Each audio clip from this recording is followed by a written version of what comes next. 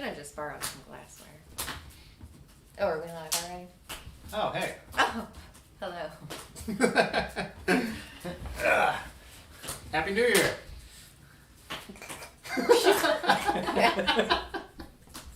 Happy New Year. I don't think I'm as good at this when you're here. I'm only good at it when you're over there. Well, I could go back over there. We have to make cocktails first. Oh, yeah. So what do we got going on here? We got some cocktails from Asterisk Coffee Bar. What'd you get, Tim? I can't remember. It says right there. I've got the Saranac. Do you remember what's in it? Rye whiskey, orange peels, and I don't know. Why didn't I get one of these? Because you're just shaking it. Ours has more instructions. You're just shaking it and straining it. But it might have told me what was in here. But this doesn't tell me what's in mine either. Oh, okay. Well, fair enough. Alright.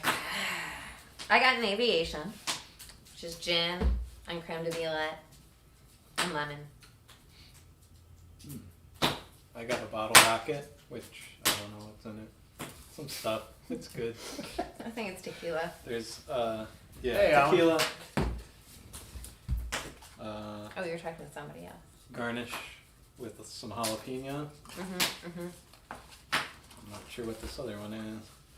Oh, Brad Z. Oh, also more jalapeno. These I've glasses. discussed this with Albert. These glasses were sent to me from Brad Z in Columbus, and they have 3 flashing modes. And well, technically they have 2 flashing modes and 1 just on mode, but 3 modes. Three modes. Ben in Columbus is drinking a Southern Tier Vanilla Whip Milkshake IPA. Oh, how is that, Ben? It's not immediate feature. You know, might need to give 1 second. Okay, well, let's make our cocktails. Alan said hi too. When you get cocktails to go from Asterisk, you get your pre-mixed cocktail, your garnishes, and this nifty little shaker with ice. And instructions. Oh, yeah, and instructions if your drink warrants instructions. Well, what do I do with these peels? You're gonna... Well, you just said if it warms, then Let me help you. Okay. Can you guys hear us? How's the volume? I tried to crank it up Oh, a little wait. bit this time. I feel like Since Albert... these are doubles, are we only doing half? Oh man, come on, it's New Year. It's been a long year. I think that... I don't know if I can shake it all the way. I don't remember if... I feel like Albert told me not to shake it, to stir it, or swirl it. I don't remember. Is Yeah. swirled? I don't remember. What is it? She didn't get instructions. Oh, yeah.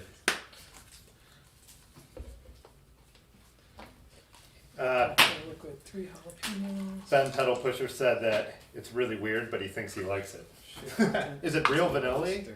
Very vanilla? A lot of vanilla. So stir it. Milli Vanilli. What?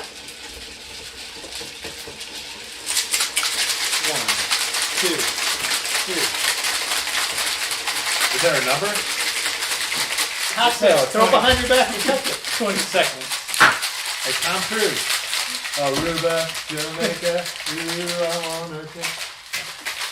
This one needs a good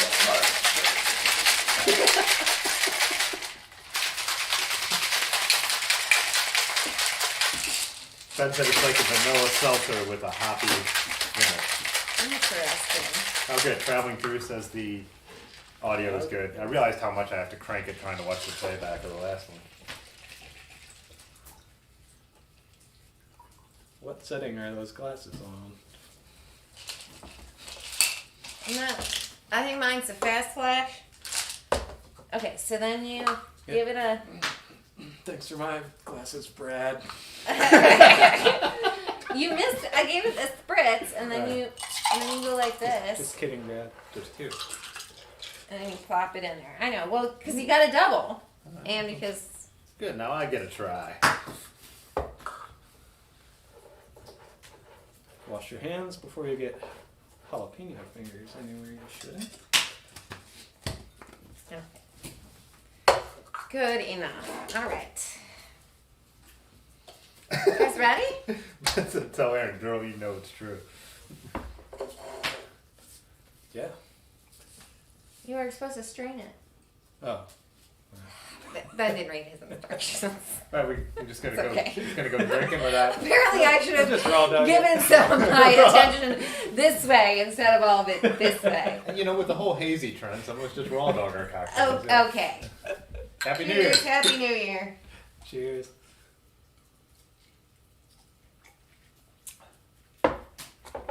That's tasty. Well, I still have a cherry and a lemon in here, so I don't. Oh, sorry.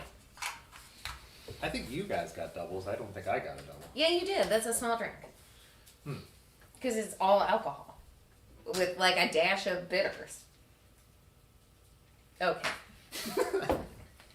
We're here to talk about bikes, right? Let's talk about bikes. Oh, you're the cocktail. Let's hear your thoughts on your drink. Oh, I love this drink.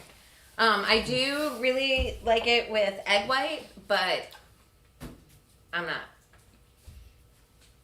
doing that. Not Well, on that level. I make other people do it for me. What would you have to do to? You have to whip it or something?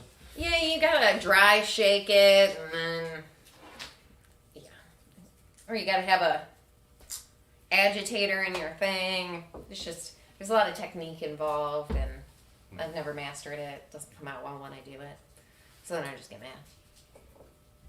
mad. Interesting. I think these glasses are giving me a rash on the bridge of my nose. By the sparkles. The sparkles. I'm allergic to sparkles. You're allergic to bling. It's also squeezing my head.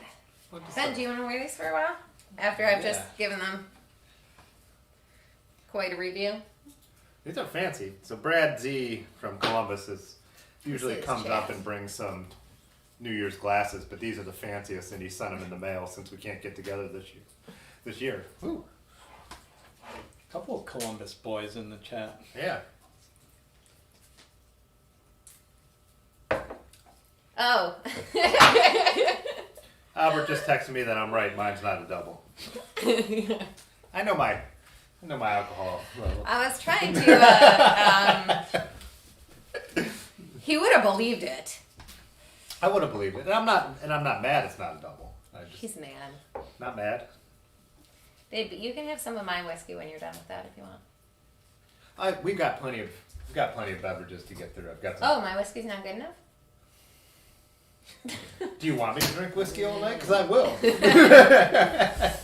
How does that usually go for you? Not well. Not well. You have a point. All right. Oh, he said this, but this whiskey is 100 proof. He didn't need a double. Wise move. Yeah. Does it taste extra orangey though? It does. Because I told you to put both orange peels in there because I was trying to convince you it was a double. It's pretty orangey. It's good. I remember I had you read the menu to me today when you were going to order, and then you said, "Hey, Bean," you said rye whiskey, and I was like, "I'll take that one." Beaner, come here, Beans. Come here. Come here, Beans. Yeah, I know, there's a lot of stuff capital in the representation. So Brad Z Get and that cat. Pudgy Pedal Pusher are both Columbus guys, both Columbus cyclists. There's the Bean. Hey, Bean. Bean, say hi to the audience. Say hi. She's a cat. She doesn't know where the camera is. Beaner. Columbus, Flavortown. The capital? The capital. Yes. That's what, well, Ben from Columbus just said. He's not mad. He's just disappointed. It's good. So why don't you talk about what we did yesterday? Because we took Erin's bike after the Christmas party. We took it over to Dirty River, so we had kind of dry fitted it on Christmas, and then took it over there, and Ben kind of tightened it up a little bit. Yeah, torqued the bottom bracket because we didn't have the tool for that, and the crank, and we were messing around with spacers.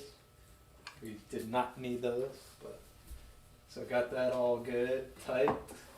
Got our rear brake on, brake caliper.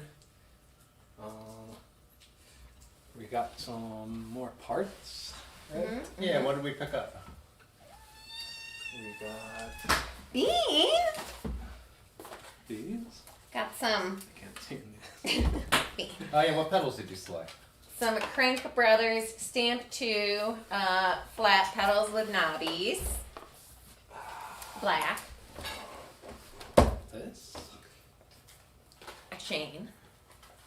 Couple of those. Some disc brake rotors. Of course, we'll only be putting on the rear one today because I don't have a front wheel yet. And a 1x Pro Shift cable kit. So you were looking at the housings, we were looking at colors, talking about, you were looking at matching maybe the Crust logo, but you decided to go black because all the components are black, or what were you, Well, the color that was closest to that blue wasn't close enough. It would have looked bad. If it had matched perfectly, I would have gone with that. So we just went black for now. And then we went with the regular style housings. What were you were showing her the option of the more expensive ones. What are those called? Yeah, Jaguar makes an Elite Link housing, which is pretty cool, but it is like quite a bit more cost-wise. But yeah. Yeah, I went with the standard ones. It could always be upgraded since you change cables and stuff like that down the road. Plus, it makes more sense to go with some more standard stuff too, because as you ride it, there might be some stuff down the line you want to change out. You know, Mm-hmm. This is a bike that's going to last forever, so little stuff like housings and even some of the components might end up being different down the road. So, and then I don't know how visible it is, but we got your road bike here, your road bike that you've turned into a touring bike. Yeah, but it'll go back to a road bike. We brought it up here because I'm going to take the Brooks saddle off of that guy, put it on this guy. Probably, well, I'm pretty much a fair weather rider. And certainly the Surly is not great in less than ideal weather conditions.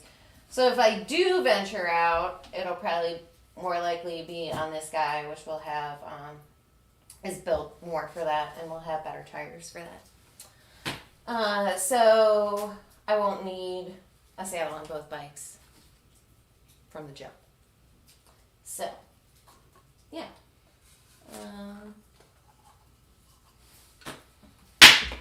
Did you want me to talk more about this bike? Sure. I mean, do you want to know more about this bike? Do they want to know? Yeah, of course they want to know.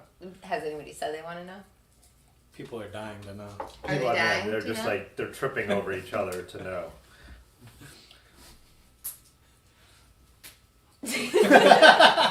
You have a phone too. But doesn't it look like I'm viewing it? I don't want to inflate your numbers. No, you don't. I don't know. I just feel like I shouldn't talk about the bike if they can't actually see it. We could show the bike. Should we get rid of the table now that we've made our cocktails? Why don't we just slide it over a little I bit? have to say that in the I'm not moving. I did feel a little awkward making the cocktail while seated. I just don't think that that's how it works. Interesting. We'll talk about this later. Feel free to share your thoughts about whether one normally makes a cocktail while seated or while standing. I mean, don't you think this could have been me? I felt more secure sitting. Felt more secure. More sit.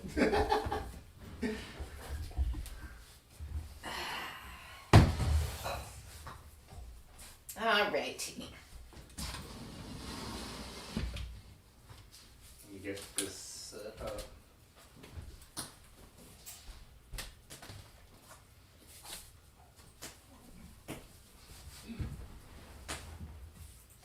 Can they see the bike? Yep. Can they see me? Oh, you're gonna talk about your pacer. I got you. Oh, yeah. I thought that's what I was supposed to be doing. Yep. People are dying to know about the pacer. It's a Surly Pacer. I bought it from a friend, Andy Chermack, who bought it from somebody else. Yanda can tell you the whole story. He's been part of this bike's entire life. I don't remember the details. But it's a great bike. 2x, what kind of? That's a Shimano 9-speed Ultegra group set. Okay. Which I really like because I've ridden that bike. Oh yeah. The first time Tim rode it, well, is it the only time you've ridden this bike? Yeah, I broke a spoke on my Peugeot. Yeah. Tim broke a spoke on his Peugeot, so we decided that he would ride my bicycle back to his house to get his car to come back to pick up me and the bike, his broken bike. And he got a PR on one of the segments on the Freedom Trail while riding it. We raised the seat up and yeah, I was hauling ass. That bike was fast. Yeah. But the rear wheel is not the. No, I was just going to call people's attention to that horror on the back. Speaking of broken bicycles, when we were riding to Cincinnati, we were, how far is Canal Fulton? Only like 20 miles. We were less than 20 miles from home, and Ben very gently rode up next to me and said, "Hey, your bike is wobbling a little bit. I think we should stop." So we stopped. Did I have a broken spoke too? Or was it just the hub? The spoke was ripping out of the hub, so Yeah. your spoke was kind of broken and your hub was kind of broken. Yeah, so not really, that's not fixable in general, let alone, It ruined Quick it. No, fix. it was broken. It wasn't like yeah. It wasn't like you broke a spoke. The hub was coming apart where Yeah. the spokes attached. The flange. So like right? it was cracked, like where the spoke attaches, yeah. And those are those race lights that don't have a good reputation for holding up, and she's riding with a full touring load on it. Yeah. So it was it actually the 4th of July or was it the day before? That was the 4th of July. Yeah. It was the 4th of July. We made it to Canal Fulton. The bike shop was closed, but the guy happened to be there, and he like poked his head out, and I asked him if he was open, and he was like, no, and I said, oh, not even for somebody with a broken hub. He was nice enough that he took the bike in there, and he sold me that wheel and put it on for like $20, I think? $40? It was like his personal Something wheel. absurdly. It was like a wheel off one of his old bikes Yeah. too. It wasn't even like a shop wheel. Shout out to Brimstone. Brimstone. Yes, Brimstone. So, yeah. I mean, maybe we shouldn't talk about the flat tire situation. Yeah, because Anyhow, I'll be getting new wheels and new tires this year for this bike as well. And I will also, I'm not really sure what I'm going to do about either the back rack or the front basket. I'll probably only keep one of those on here, but I don't know which one. So, yeah, I do really like this bike, so I'll just have to ride more, so I give both of my bikes equal love and attention like I do with the cats. All right. should we put some stuff on there? Yeah, let's put some stuff on the good old crust. What are we doing first? What makes sense? Pedals. Because it's easy. Yeah. Well, plus we're gonna put the chain on and stuff. It'll be easier to turn them around then. You want to help her out with that? We have the grease and everything still, right? Yeah.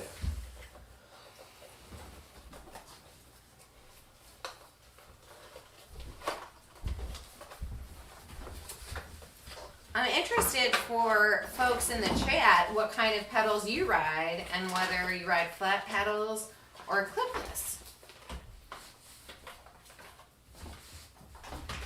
Or cages. Cages still. Or cages. I just Do you have a knife on you? I just did the full Rafa Festa 500 on my might be. trainer with a bike with cages on it. In my Vans old schools.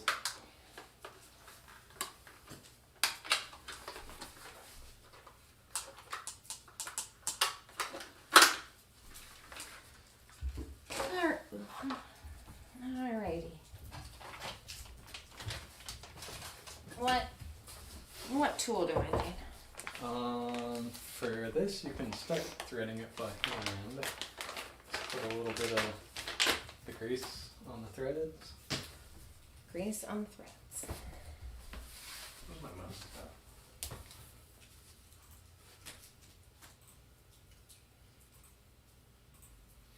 And there is a L, aren't they usually labeled L and R? Yep. I'm used to my French pedals, which are what, G and D, right? Erin. What? French would be gauche for left, Gauche. gauche, and droit, Droit. droit. This one is the L. Yeah. So far side, and those tighten like the way that you pedal to go forward. So you would spin it that way. Do these ones have? Okay.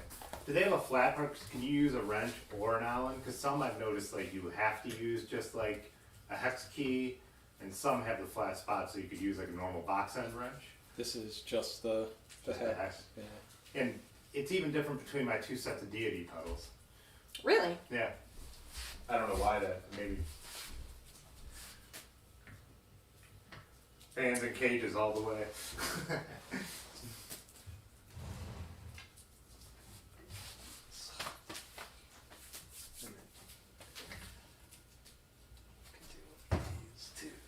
Oh. Hey Ben, do you know what NYC free ride pedals are? No. Free ride? So Columbus Ben said I always ran SPDs, but this year I'm running flats. I have a pile of NYC free ride pedals from when they sponsored me a million years ago. I'll have to look those up. I'm not familiar.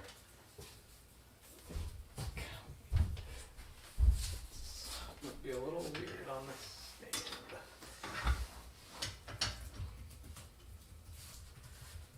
Do this first.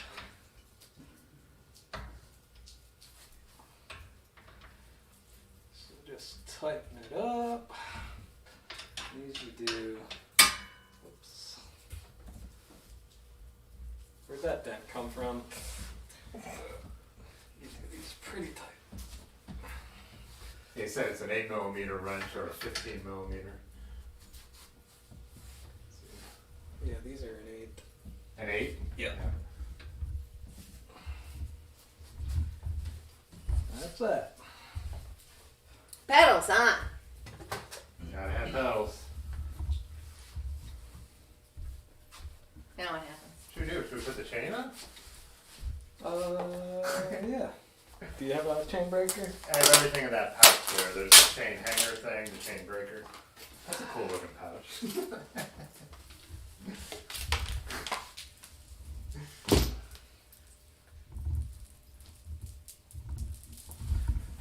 So this, you want to get it all untangled.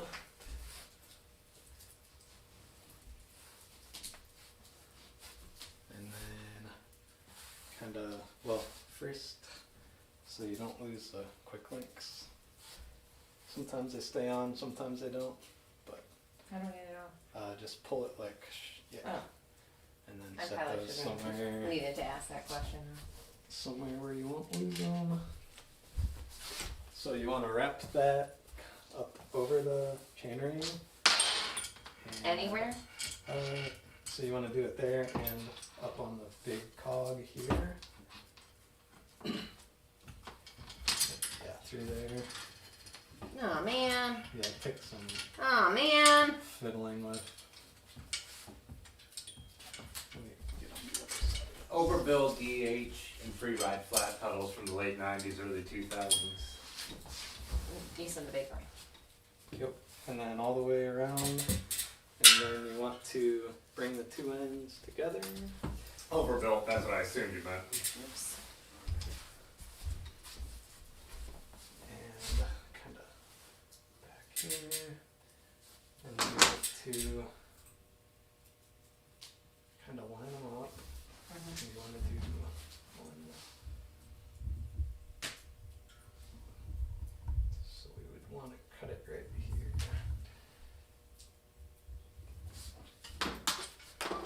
Actually, let's do that again. Just I actually make have no sure. clue about chain Measure sizing. twice. Cut once.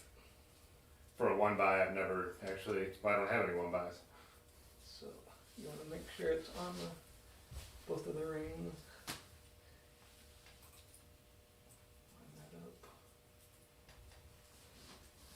up. It doesn't have to go around these parts too? Not to size it. Really? Yeah. That's interesting. Yeah. So right there. And then you take this and fits in like that. And then you just twist it. You want to do that? Basically, just pushing that pin out of the chain.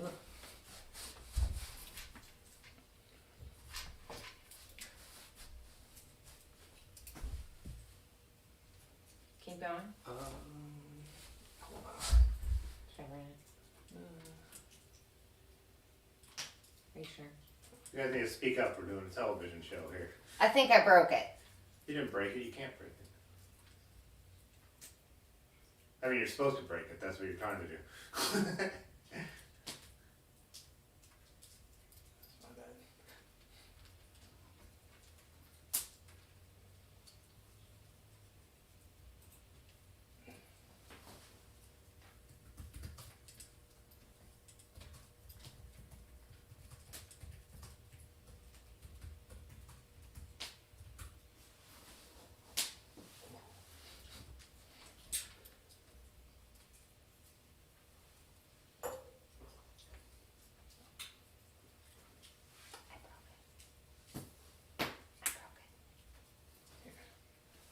Try it again. But by the way, those are the pulley wheels you were talking about, Erin. Oh, the pulley wheels. What did I just say? These things? Yeah.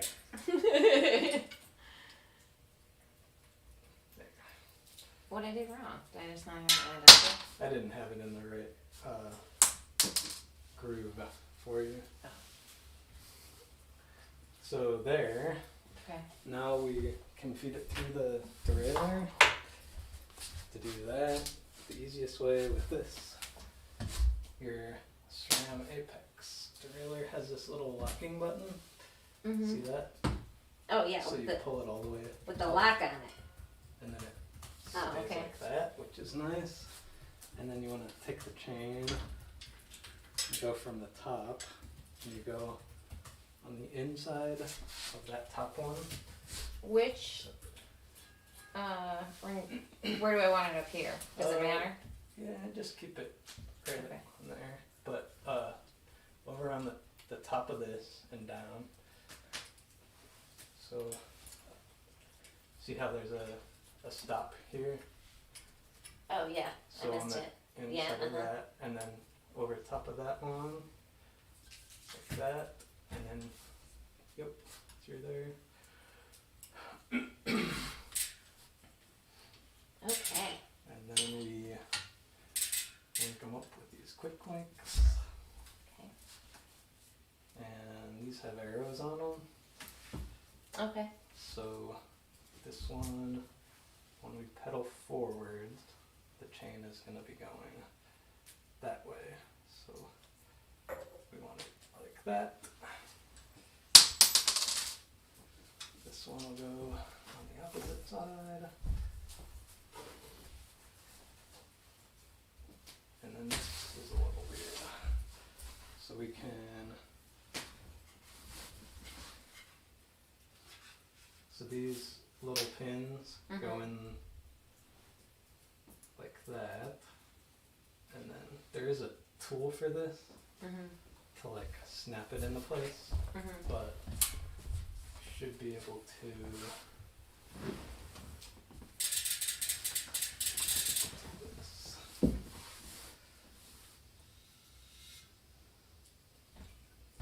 kind of hurts with pins in the pedal. Oh, Don't yeah. hurt yourself. Don't you guys have, like, at the shop, you put, like, a wood dowel or something in there to... There's basically a tool like this, but these aren't the best. You don't have a lot of leverage. Yeah, with my always working on vintage stuff, I've rarely worked with footballs. I have a couple now. But...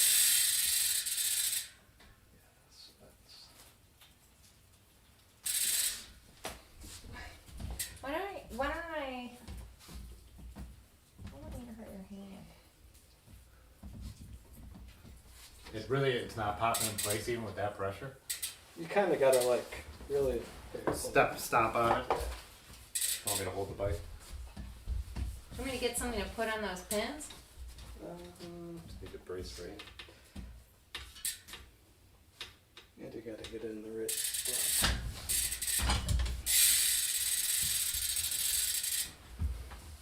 Just gotta give it the old 1-2. Yeah.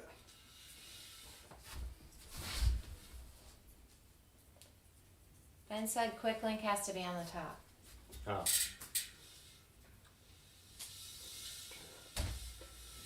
I heard it going around. Oh yeah, it's not getting any pressure on the bottom.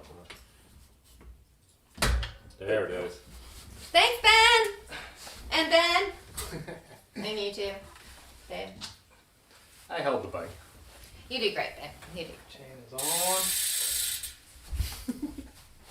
Why are you pushing me? I was joking. I don't think it was funny. What? Ooh. That's even louder than your bike. Yeah. Not sneaking up on any of us and coasting with that. I need a refill. Where's my drink? Turn that lens back up. I don't know how to do that. Your drink is by the link. Oh, sorry.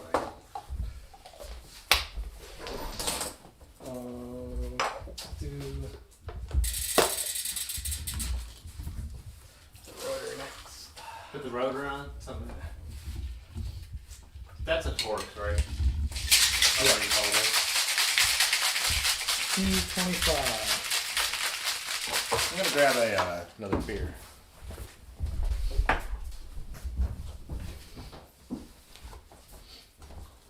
Nope. That one is not mine. Where might Tim ate my other cherry? I swear to God.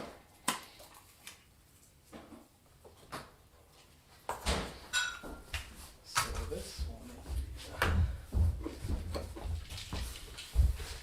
So check these guys out.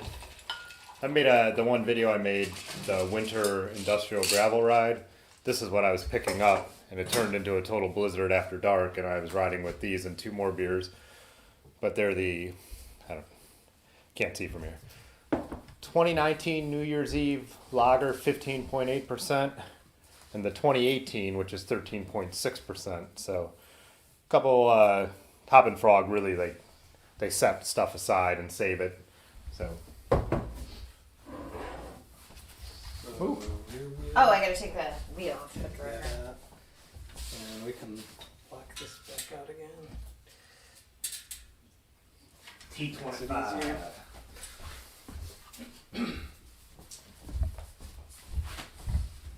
Look how white I am when I'm in front of that delay. Oh, I don't have a bottle opener over here.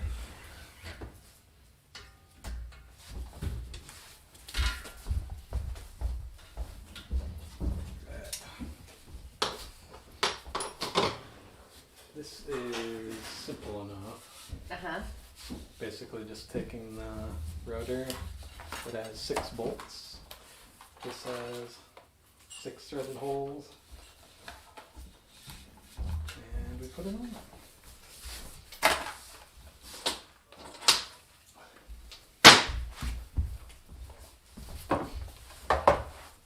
This is cute wires.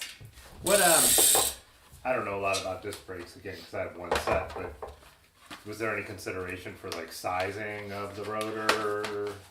Like you put a bigger rotor in the front because there's more braking power. And this you don't want to Yeah, touch the Contaminate. rotor braking surface. Did I ruin it? No, we'll Did I just touch it too much? clean it off.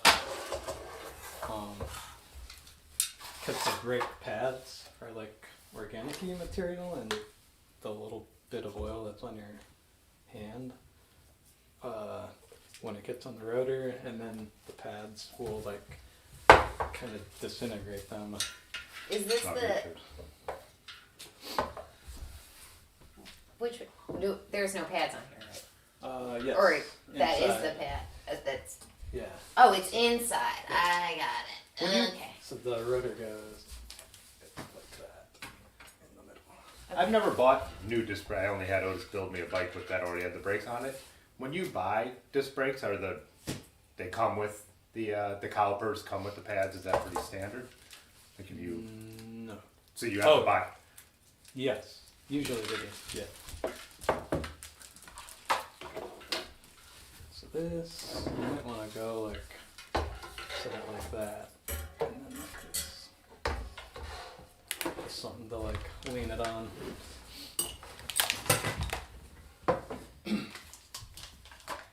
Do you grease those? I don't know if there's a, no, Or you do you don't. Loctite? No, nothing. Do I just? There, I brought this, Erin. Oh. I don't know if there's one of those in there. Though. You know, There might be. he said these are more likely barley wines, but I think they actually are considering them lagers.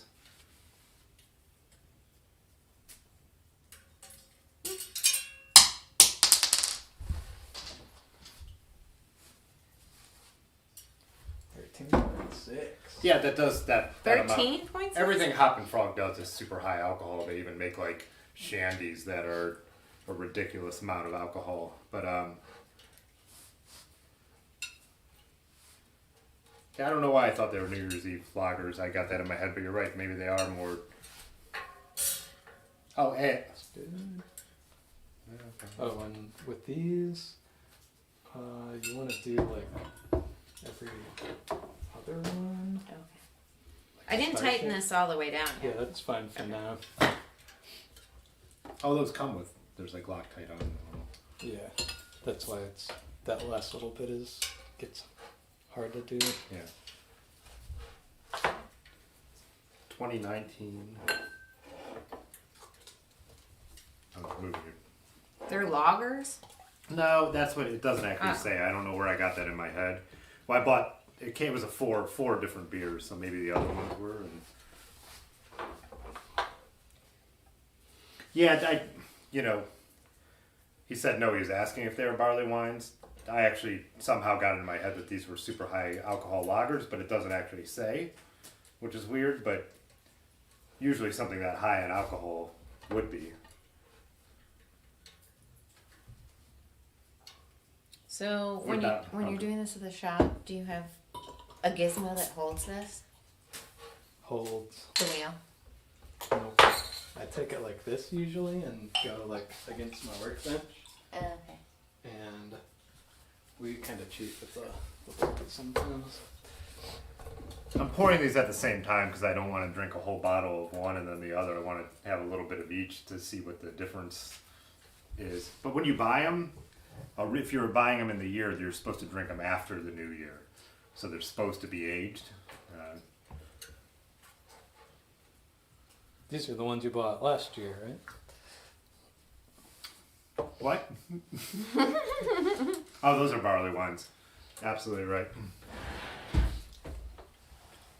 It's very sweet, malty, and smooth.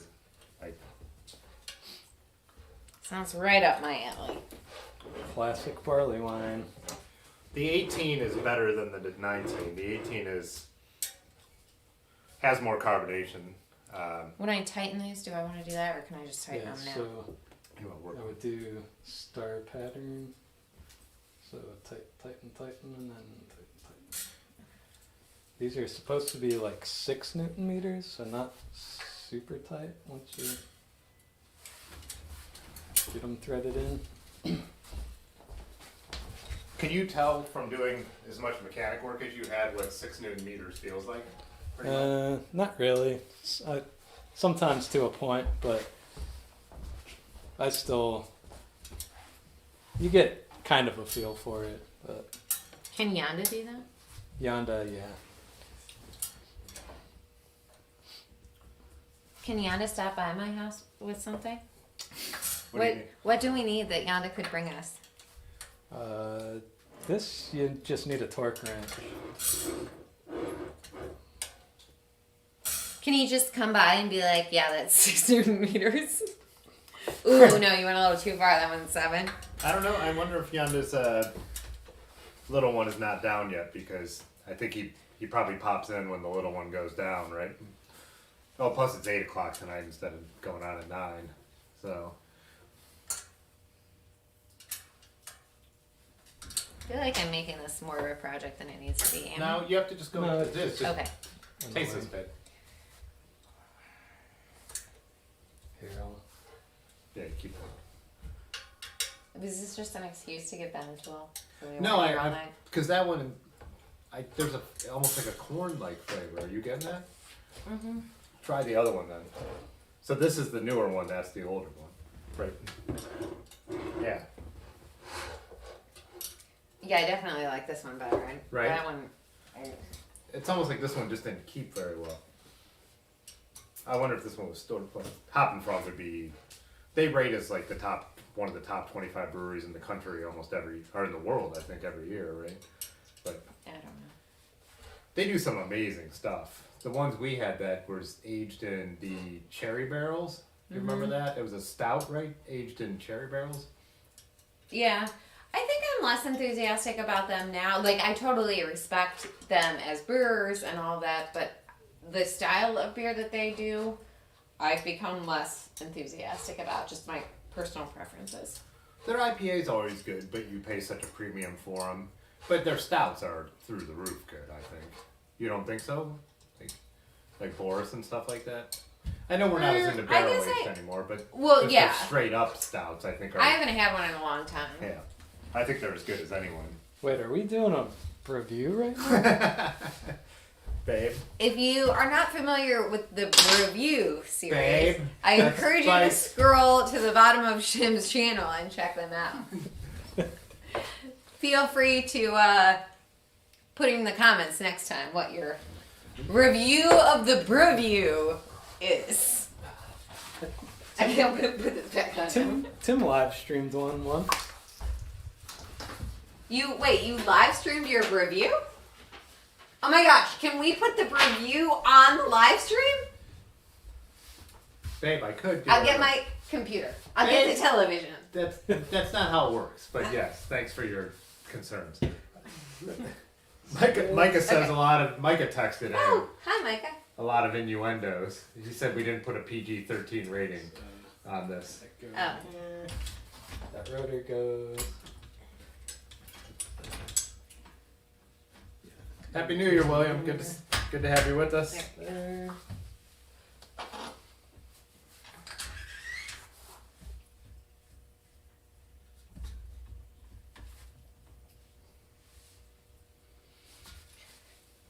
Wait, what did Micah text?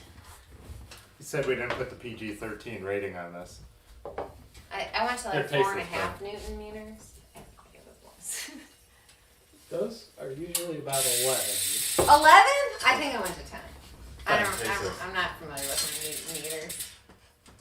1 sec. Always with your working on bikes. This is the one we don't think is as good.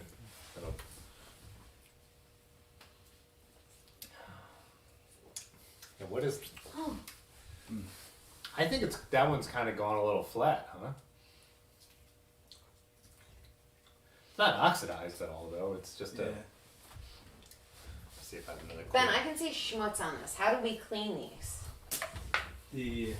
Oh, that one had jalapenos in it. So that might be another process. A process? On the There's rotors? some denatured alcohol or some sort of alcohol. I have Super. hydrogen peroxide.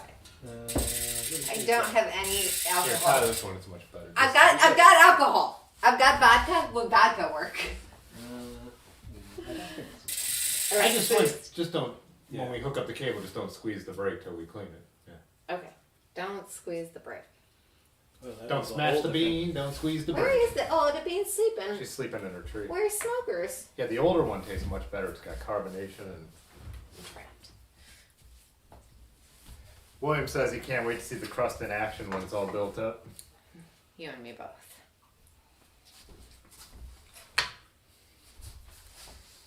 I need to find my other cat, guys. I'll be right back. You want a bed, Smokes? What else do we got here? Got the cables.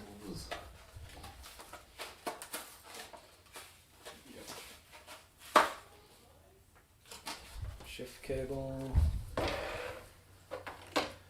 Isopropyl alcohol will work, which Erin probably does have. No, I don't. Ah, really?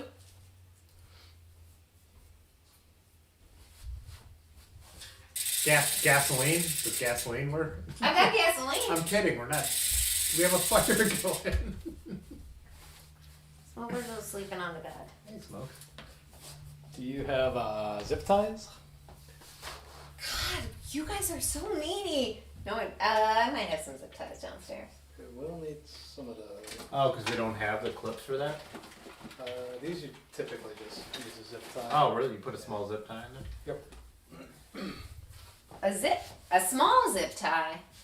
Now you're getting particular about the zip tie you need. Not only do you need supplies I that I wish we- may or may not have, but you need a specific size. I wish we knew this because Susan, who shares my photography studio with me, just photographed for a zip tie company. And since the bags were open and they had to use a couple out of each, they just let us keep them. And I have zip ties in every color, every size, metal zip ties, plastic zip ties, big zip ties, little zip ties, You're like a zip tie tech. brown zip ties, green zip ties, white zip ties, clear zip ties. Oh my God. You're done. You're cut off. Well, this is true. All right. Well. Zip ties for days. Why don't we No. I'll run down to the garage. I'll be right back. Let me put the sweater on. It's cold out there. start taking the saddle off? Smokers. Oh yeah. Hey, Well, we sweetie. switch out the Brooks. What is her Brooks? Is that a B17 with the cutout, Erin? Yup. Look at that bean. You're a B-17 with the gun. Oh, this is not gonna be fun. Is that a 1 bolt? Yeah. She's got this thing on. Zip tied. She had zip ties at some point. She zip tied that bag on there. Here, take it off because she's gonna take that rack off anyways.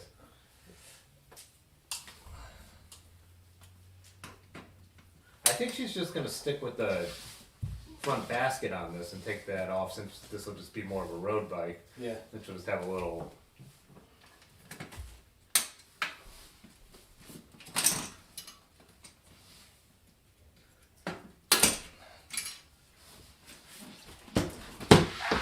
It's okay, Smokes.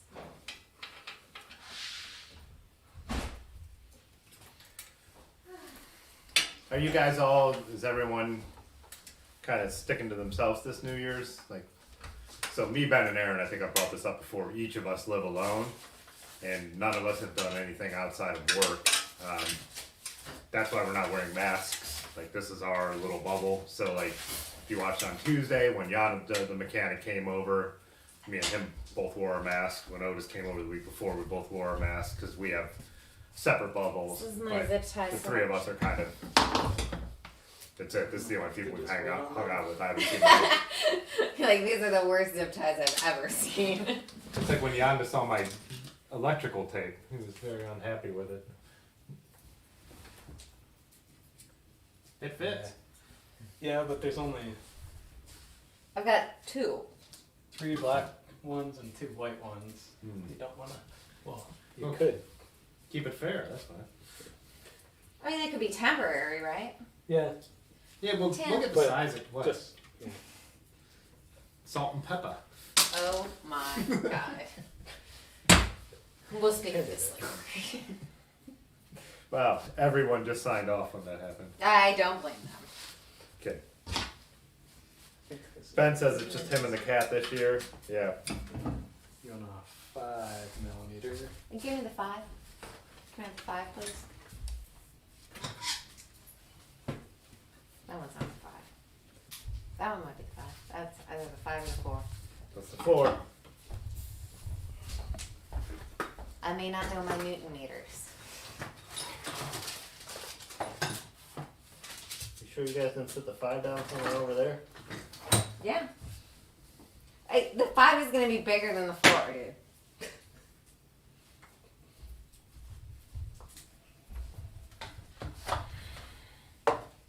Here it is.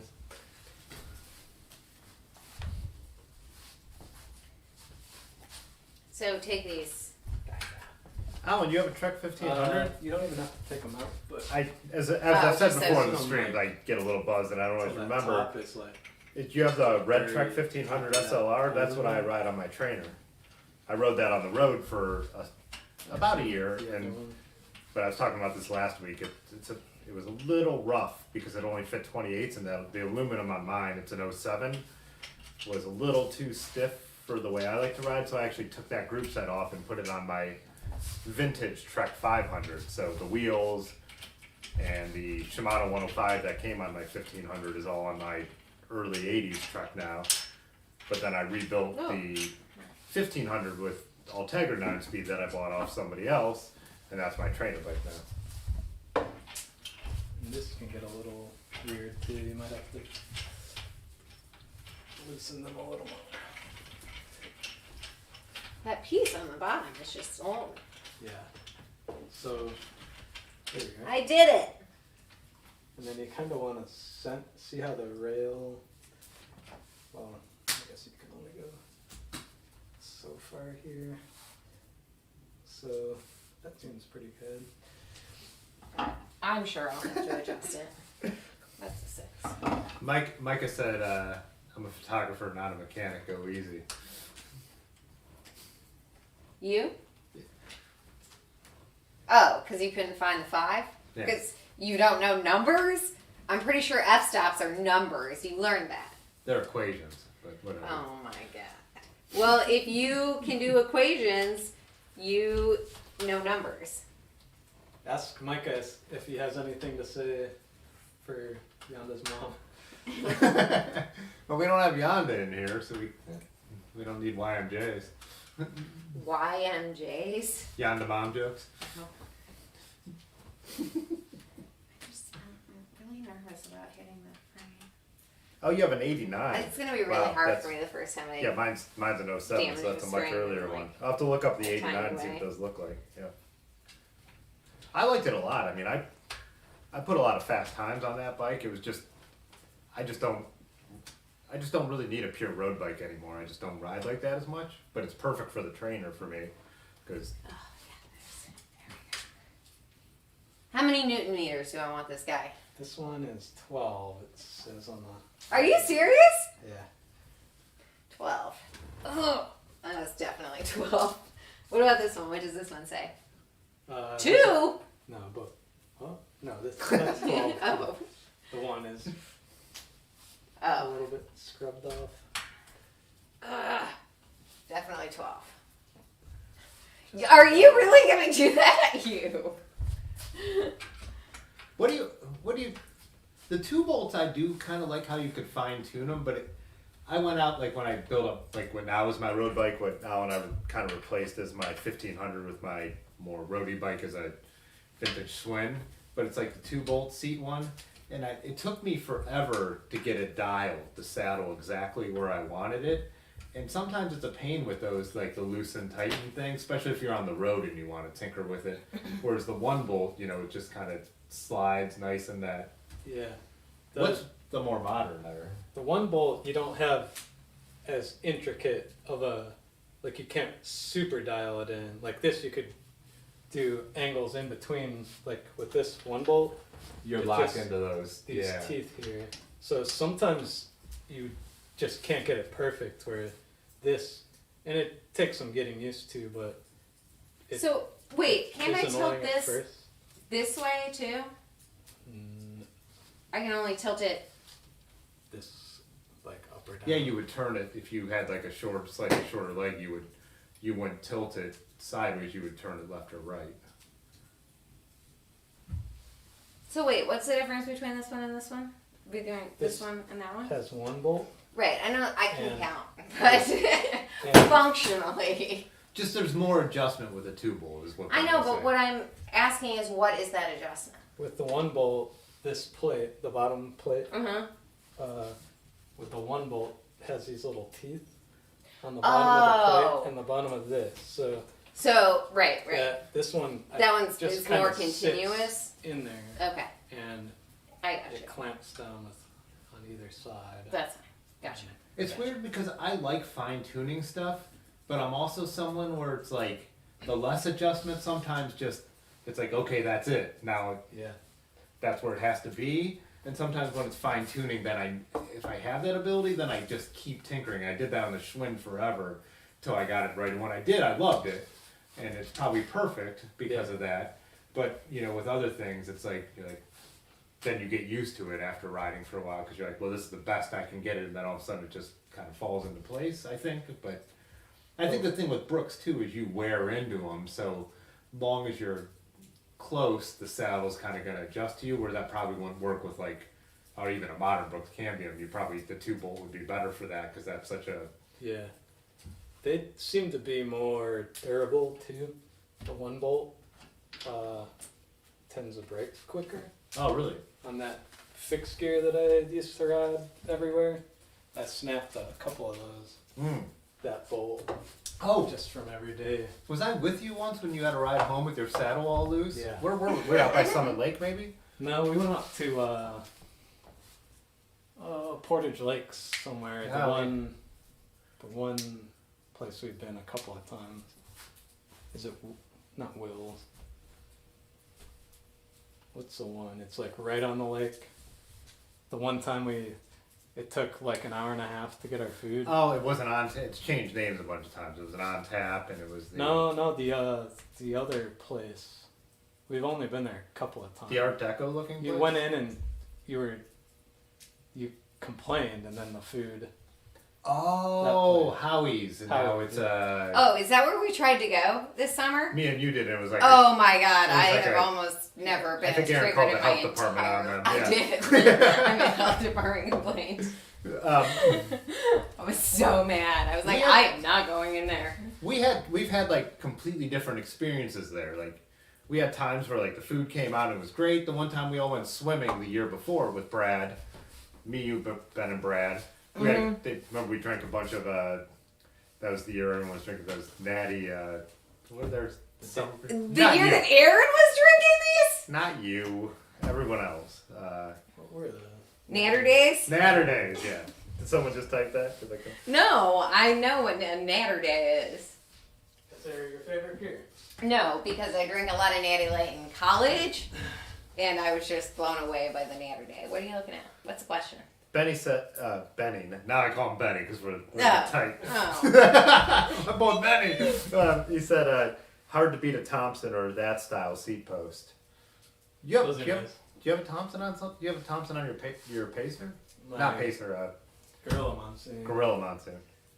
And What? We'll have one on the salsa too.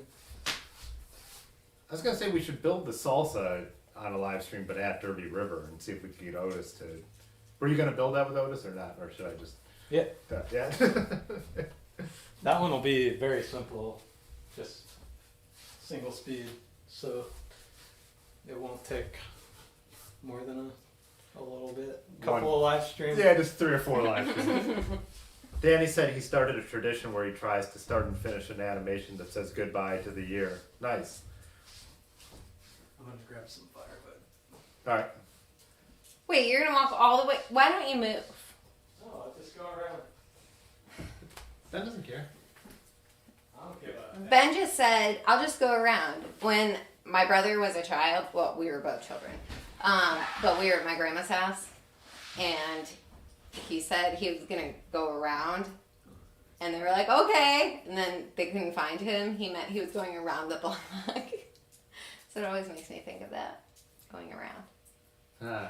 I think everybody else liked that story way better than you did. See ya. Oh, this fire is very sad. Let's hit the bean again. Beaner. Oh, Beaner. Spilled on my tie a little bit. Oh, babe. There's the bean. Bean, say hi. I hear Ben. Wait, is he trying to come in this way too? Lion Bean. Why are you torturing Bean this always makes that noise. Yeah, she makes this noise whether she's.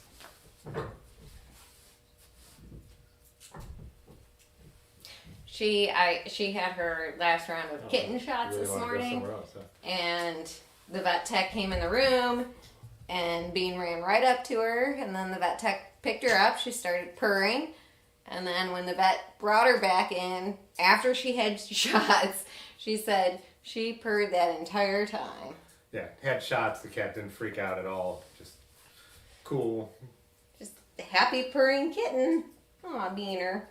So one thing we'll be interested. So one of Erin's goal with not goals with when the Bombora ended up coming in and her wanting to get into gravel riding, she was hoping to do the Road Apple Roubaix, which is starts in Ben's hometown of Garrettsville.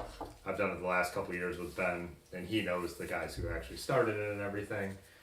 But that's usually late March, so I don't even know if it'll happen or if they'll figure out a way to do the staggered start thing that people are doing now. But that's like a half gravel ride. It's not all gravel. There's a lot of country roads involved. But it'll be interesting to see if she can do it. But she's also talked about trying to do some stuff like maybe Black Fork or Magnolia. But Let me be clear on the Erin might try to do Black Fork comment. you said that. I do not plan on doing Black Fork as a race. No, I we would don't either. ride the route. Yeah. Well, that's the thing with gravel races. Like I said, they call them like a mullet. It's all business up front and a party in the back. And that's like, I'm somewhere in the middle. I'm riding for like PRs, but I'm not trying to beat anyone. No, know. but what I've said, like, clearly I'm not competing. Like, I'm not Yeah. trying to, like, place or anything. No, me either. But riding with that many people triggers my anxiety. So I wouldn't even put myself in that situation until I would be more comfortable. And that's what we were telling you. Road Apple would be a good one to get into that because it's not so. Black Fork hits like a narrow gravel road right away, and people are racing to get into position, and it's tense for anybody. Road Apple doesn't have that vibe. There's a couple climbs on country roads and stuff, and even the gravel is country roads. There are some bike paths and stuff like that, but it's nothing that is like.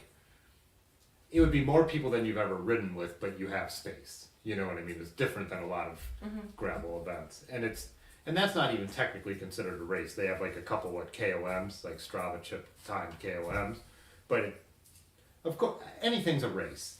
When you get a bunch of cyclists together, there's going to be a group that's racing. You don't have to worry about them and I don't either because they blow right by us. You know. Beaner. And that's what's fun about doing that stuff year after year, because then you're just like comparing your own efforts to your own efforts. You know what I mean? It's not. Yeah, like every one of us is like competitive in a way, but also, you know, when me and Kyle run like a race and we're both in the same like race, same thing. We're not trying to win, but at some level we're still going to try to beat each other. If we came in if we came into like the stadium or whatever together, we're going to try and out sprint each other, even though we've been friends since we were 17, right? You know, there's that kind of element, competitive element, but it's within yourself or within your small group. It's not within the elite riders who will show up and kill everybody, you know. That's what I think a lot of people, that's the appeal of gravel, right? Or even gravel rides, is that Wiener. you could race it or you could ride it. It's both. It's a Fondo, you know.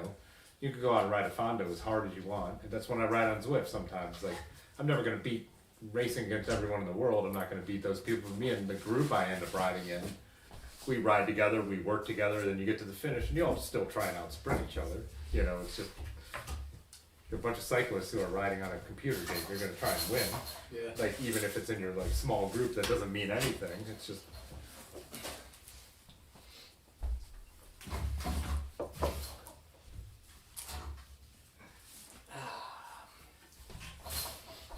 Ben says he signed up for a race whenever it actually happens, but he's not racing at all. I plan to let everyone take off, and they'll start after 15 minutes or so. Yeah. It depends on how crowded the stuff Oh, that is. sounds great. Yeah. I like that strategy. I need to, it's like, even if I warm up a little bit too, I still need to warm up as we get into a ride. Like, an event brings out the, like, I end up riding harder in an event than I could on my own most of the time. Or, like, especially when I used to run. Like, I could never go out and run a half marathon at the pace that I could on event day. I'm not competing against anyone or trying to beat anyone, but, like, when there's people out there cheering, or you see so it's the Akron Marathon, and I run through my sister's neighborhood, and like my brother-in-law and the boys are standing out there, and they're like, "Go, Tim!" Like, yeah, you don't pick up the pace to race, but you just get that energy from it, and you do better on race day or event day, even if it's not a race. It's just that, which is cool. It's cool to see that you could, like, oh, I can do more than I ever thought I can do. But that's what I miss about events. I miss that kind of energy that you can get from something like that, you know?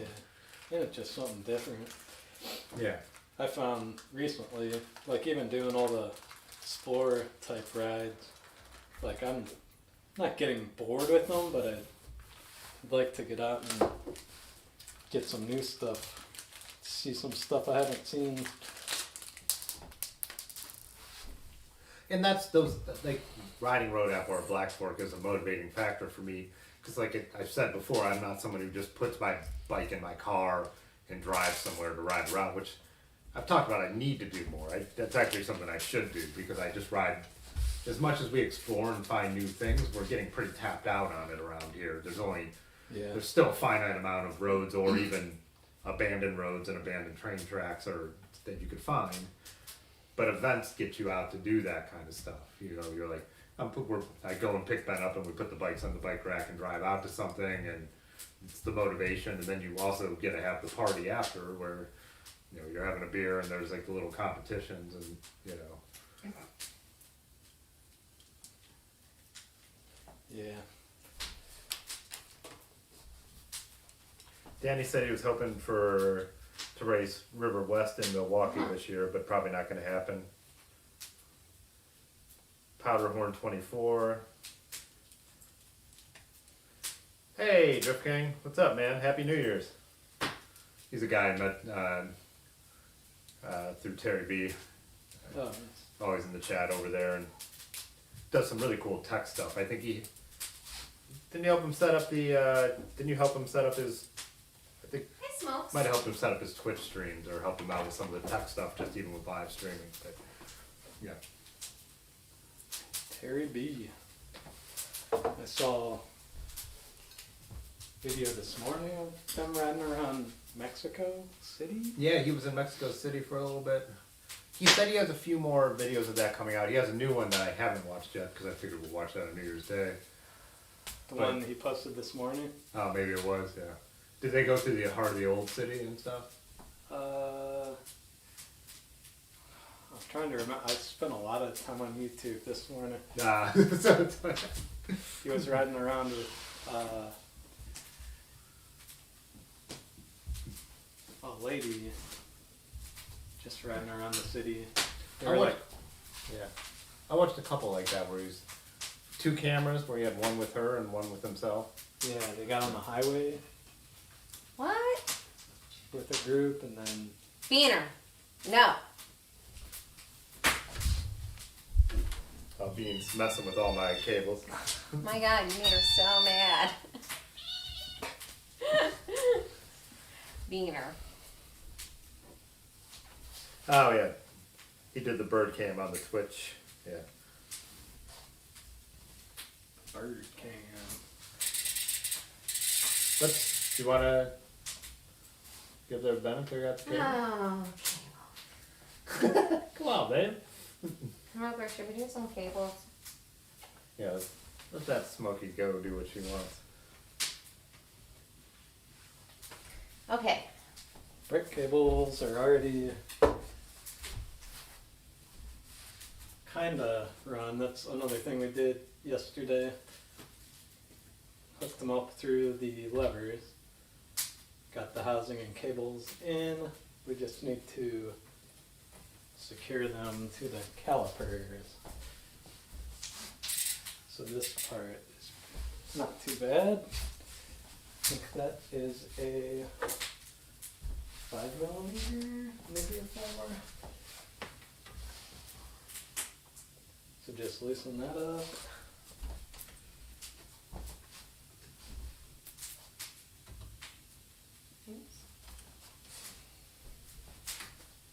And just enough to, that should be good. We want to run this cable underneath that plate. There? No, like this. It's in between.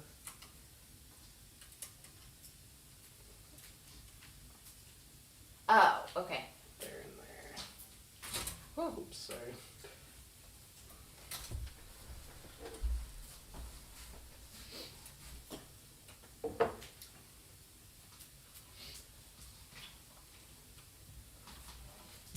Yeah, so a few people just joined. This is Erin's Okay. Crust Bombora, And keep building it that up one by tight. SRAM. It's got an apex rear How derailleur.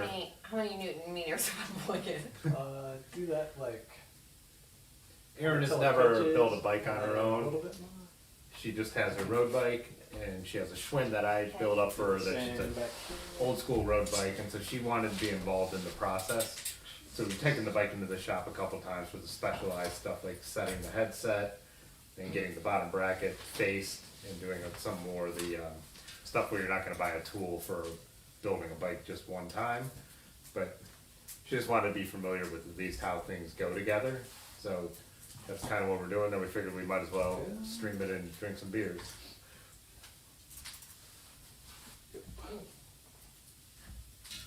Kind of down a little. Yeah, it looks like from, I just was reading the New York Times today that vaccine rollout has been slower than they had hoped, which is a bummer. And I think it's because spring is when every company I've worked for was looking to bring back events in spring, and now it looks like it's coming, now they're looking more towards summer of next year. So I think bike racing and the pros, they'll be able to pull it off, but for us in the big like events, I don't think we're gonna have a lot of luck this year, maybe in the fall. Ben actually rode Mid-South, and it was like, he was gone when everything like pretty much shut down, and he came back to a completely different Ohio than he had left. But Yeah, that was weird. So yeah, that's that. so We'll wait to finish setting this up until we can clean the. Drift King asked what's going to be the main duty of the bike. So Erin has been like, we've rode across Ohio and done bike packing trips on her Surly Pacer, which was originally built with 2 race light wheels, and that's not what the bike's designed for. And she did like to ride it fast as a fast road bike. It's Ultegra 9-speed. So she wants to have this to be able to do some of the gravel we do around here, but then also to have more of a, even if it's not even bike packing, bike touring bike that's made. So this bike has all the mounts and all that kind of stuff, so it won't be all the, like what I do with my vintage bikes, jerry-rigged bike touring setup. She'll have a dedicated bike touring and gravel bike. So both those, that's the plan, right? But again, things, once you start to get to explore stuff, that's what's nice about a bike like this. it could be all changed too, or it could be slightly modified to be better for one angle than the other, depending on what you do with it. So, I feel like once you have this built up, you'll ride it all the time, and this will mostly sit downstairs. But I love this bike. Yeah, I think you'll get some good use out of both of them. Yeah. Like on a nicer day, when it's, you want to go out on the Freedom Trail or something. Yeah, we're riding out to Kent. So Kent State University, Kent, Ohio is 10 miles from where we live in Akron, and the trails, there's 2 trails that get there, so we can make a loop. One is straight and dead flat, an old rail trail, and it's all paved, and one is kind of like nice and swoopy, but it's all paved. And this bike will end up being perfect for that. You could probably take off the rear rack, just have the basket, or however you decide to go. And that'll be the bike for those days where you know that's just what we're doing. But just like with my rally, when it's like, you're not sure, this bike will still be really roadworthy.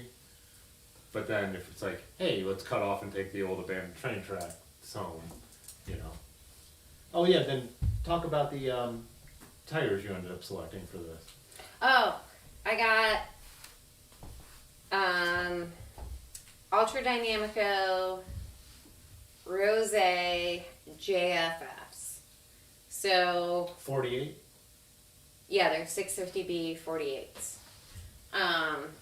So Ultra Dynamico is a tire company that was started by a guy named Patrick and a guy named Ronnie, who has a bike shop in Connecticut now.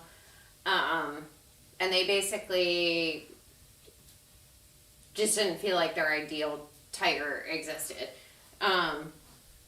So they created their own. They have 3, what do you, in the supple to durable range, what do you call that? 3 different casings. 3 different casings. They have 3 different casings. So from supple to durable, I went with the middle one, and they have 3 different treads. I went with the middle one on that as well. From like more racy and speedy to more rugged. So I'm very excited about them. And one thing that I like about my Crust purchase and this tire purchase is that I feel like I'm buying from people instead of companies. And so I debated which tires to get for a really long time. I probably really annoyed Tim and Ben and Brad with the considerations. And then I got really excited when I bought them, and I meant to buy like a cap while I was buying the tires, and I forgot. So then I emailed and I was like, oh, can I have a cap? A hat cap. Yeah, can you add one to my order? And they were more than happy to do that, and like the email thread was just Wait, babe, slow down. So you're actually emailing with Patrick. Yeah. It's actually the half owner of the company, which is not in our everyday life. That's not happening with Panaracer, who makes the manufacturers their tire. That's not never going to happen with Trek anymore. Right. It's not going to happen with Specialized. You're actually emailing with Patrick. Yeah. So you ask him for a cap, and you mean you'll pay for it, you just forgot to order it. Sorry, Right. I'm just clarifying. Yeah, and so, I wasn't gonna share that they just added the cap because I don't want to create the expectation that that's what they do. But I was more than happy to pay for it. I offered to pay for it, and he was like, "Nah, consider it like a Christmas present." And I was like, "Oh, but I didn't get you anything." And then they just sent the loveliest email response back.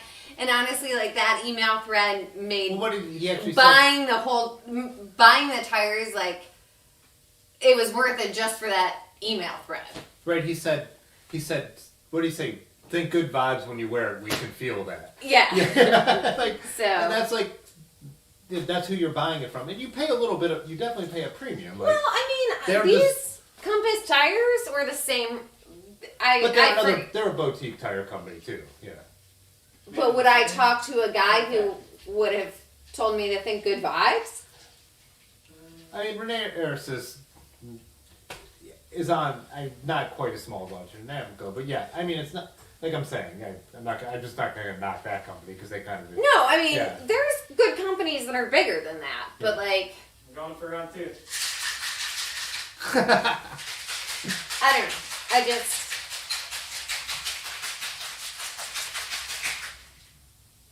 I don't know. Bicycles. 650 is smaller than 700, but just basically it's smaller, but it's so that when your tires go on, so like this bike could be set up either way, right? 700 or 650.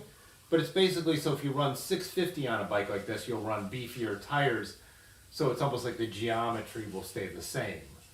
So, and then the other way to think about it is if you are shorter and you're running a smaller bike, then the bike fits better with 650Bs. So if you think of it, if you were somebody who was going to run a 52 and ride 700s, that's throwing off the geometry of like a road or small gravel tire.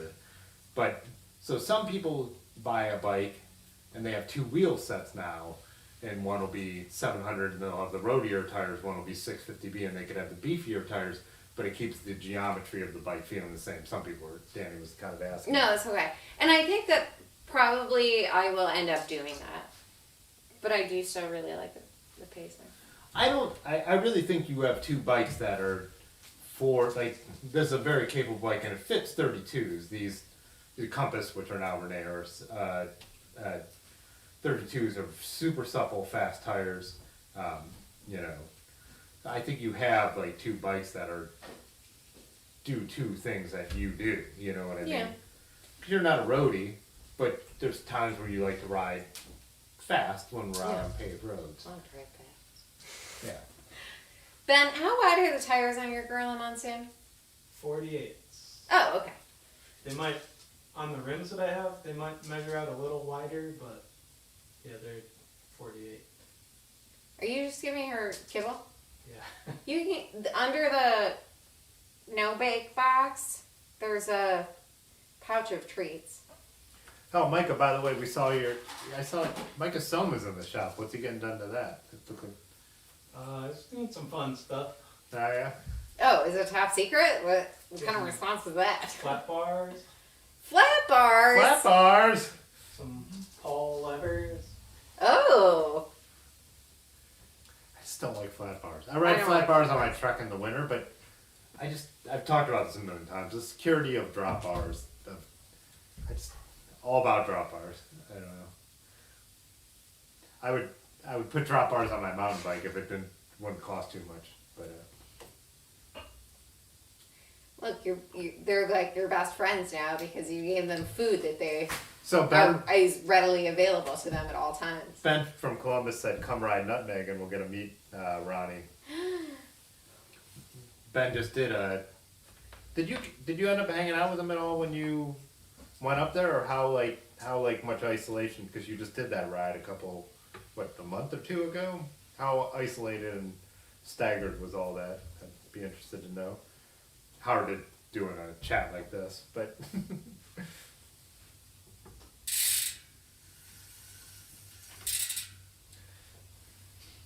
Micah finally figured out he doesn't have to text me. He could talk in the chat.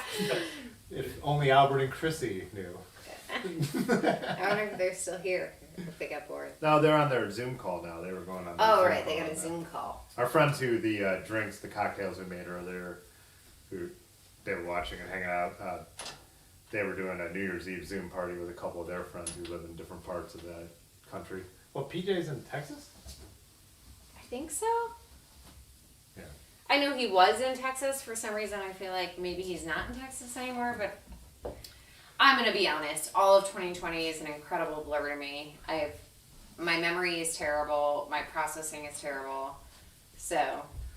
I find that like events are something that keep me grounded in time, and as an event photographer, like my schedule is in my I would definitely have it all written down or on my computer and my phone, but like that's something that keeps time, like makes sense, like oh, this weekend I have this and 2 weekends I have this, and without that, like definitely to like think of like the time of 2020 is totally thrown for me.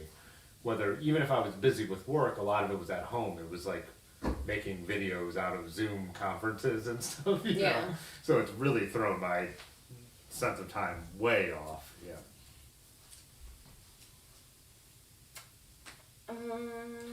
48 millimeter Hurricane Ridge tires. That's what Mike is putting on the. Yeah. What are Hurricane Ridge? Who makes those? They're the 700C version of the tires that I have on the Gorilla Monsoon. So, Renee Hurst. Oh, Renee. Oh, nice. Renee Hurst. Renee Air. How many miles do you guys tell me you can get on your tires before you should replace them? I don't think there's any way to say that because super supple tires are going to be way less. And like with my Raleigh running the Terravale Cannonballs, like I've worn those out way faster than you would. Like I think I only got on my rear 2,200 miles out of my rear tire, but I do a lot of road riding on the Raleigh, so it's like it's so hard to say. It just depends on. Well, I was just thinking, so when we rode Ohio to Erie this year, how many flats did I have? 4? Not Ohio to Erie, New York. No, Ohio to Erie. You only got like 2. No, I had at least 3. It may have been 3. The third one was when I hit the sidewalk too hard, and that wasn't really. But the other ones were that was a pinch punctures from tiny thorns. And then when we rode Buffalo to Rochester, I had 4 then. 4. Yeah, at least 4. It wasn't more than 4. It was in New York. You got a lot. It was 4. These were already supple tires, and you had worn them down more than any. Yeah, I had over 3,000 miles on them. Yeah. So But then, what was Scott Sheridan came with that tire set that he had like 5,000 miles on, and he was like, "Oh, I think these finally need to be changed." I'm like, I don't get 5,000 miles out of any of my tires anymore. So it really depends on the kind of. I don't think there's any way to judge that. Ben was talking about Nutmeg, by the way. He said everything was different this year. Wanted to hook up with them. I'm sure I could have stopped by the house, but I was just leaving everyone doing their own thing. With that said, when things are normal and you guys were out there, I could get you guys set up with them. Yeah. that would be awesome.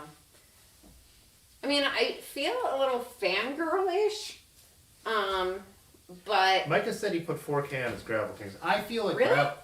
I feel like though I could put a lot of miles on Gravel Kings. I think they're not as supple oriented. They're kind of a little slightly older school casing style gravel tire. Yeah. What do you they say? have the They're good in sidewall between. protection?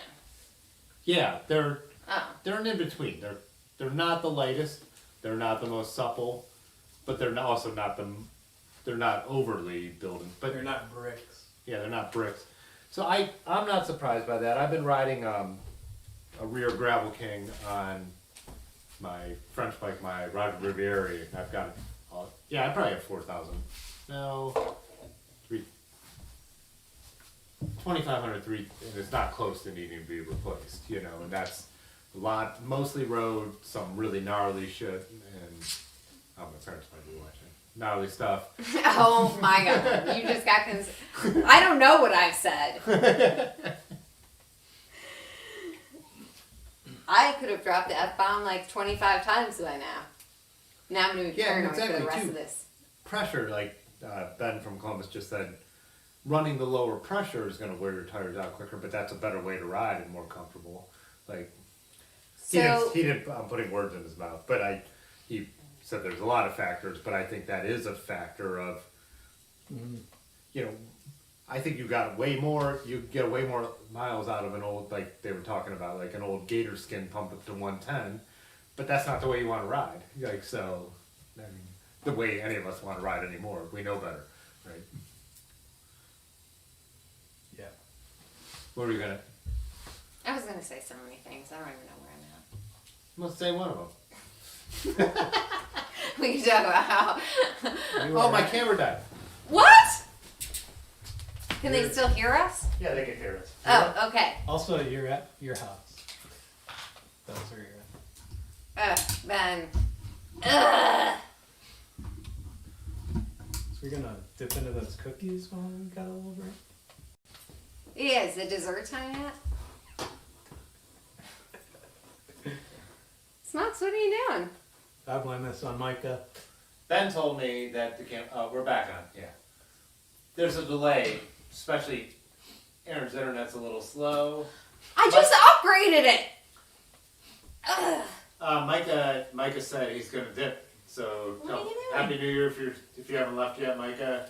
Happy New Year, Micah and Kim. Bye. And Kim. Just kidding.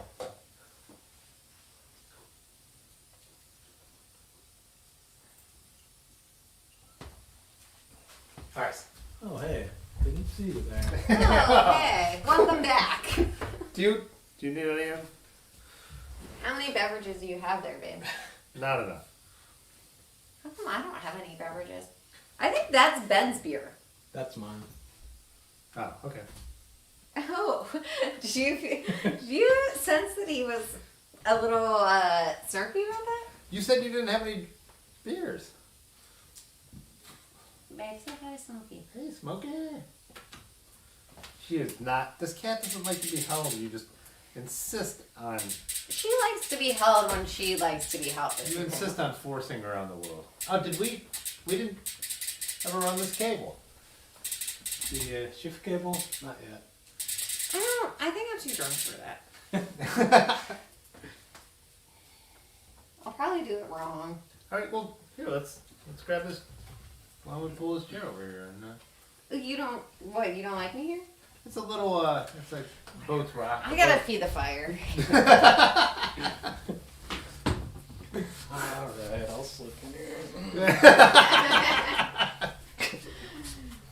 Yeah, pull up a chair, Ben. Let's have a New Year's chat. What are your resolutions? Tell me your resolutions, guys. I don't make resolutions. I set Oh. goals and I complete. Read that on the internet today. Hey, Erin, while you're up there, look at the back of the camera. How are we placed well? You. I mean, it's you, Ben, and the Bombora. So, So I when would you say sit yes. there, it will be good. I mean, I like it back here.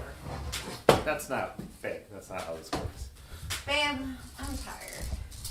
There's no way I'm making it midnight, guys. Well, you don't need to make it till midnight, but What time is it now? 9:30. It's my bedtime. That's what the problem is here. Wait, it's showing me the. Oh, we're on there. What are you playing with? Hey, Erin. What? I got things to do. What are you playing with? Feed the fire is a What is metaphor, Tim. Yeah, I know the delay From is. the chain. Yeah, the delay is unavoidable. I was joking You because can't have Erin that. upgraded her internet because we realized she was getting ripped off. And if you guys saw the first stream we ever did here, it was like, well, I made the Max Headroom reference, but no one got it. So it was super Wiener. choppy. We were just like moving around like. Wiener.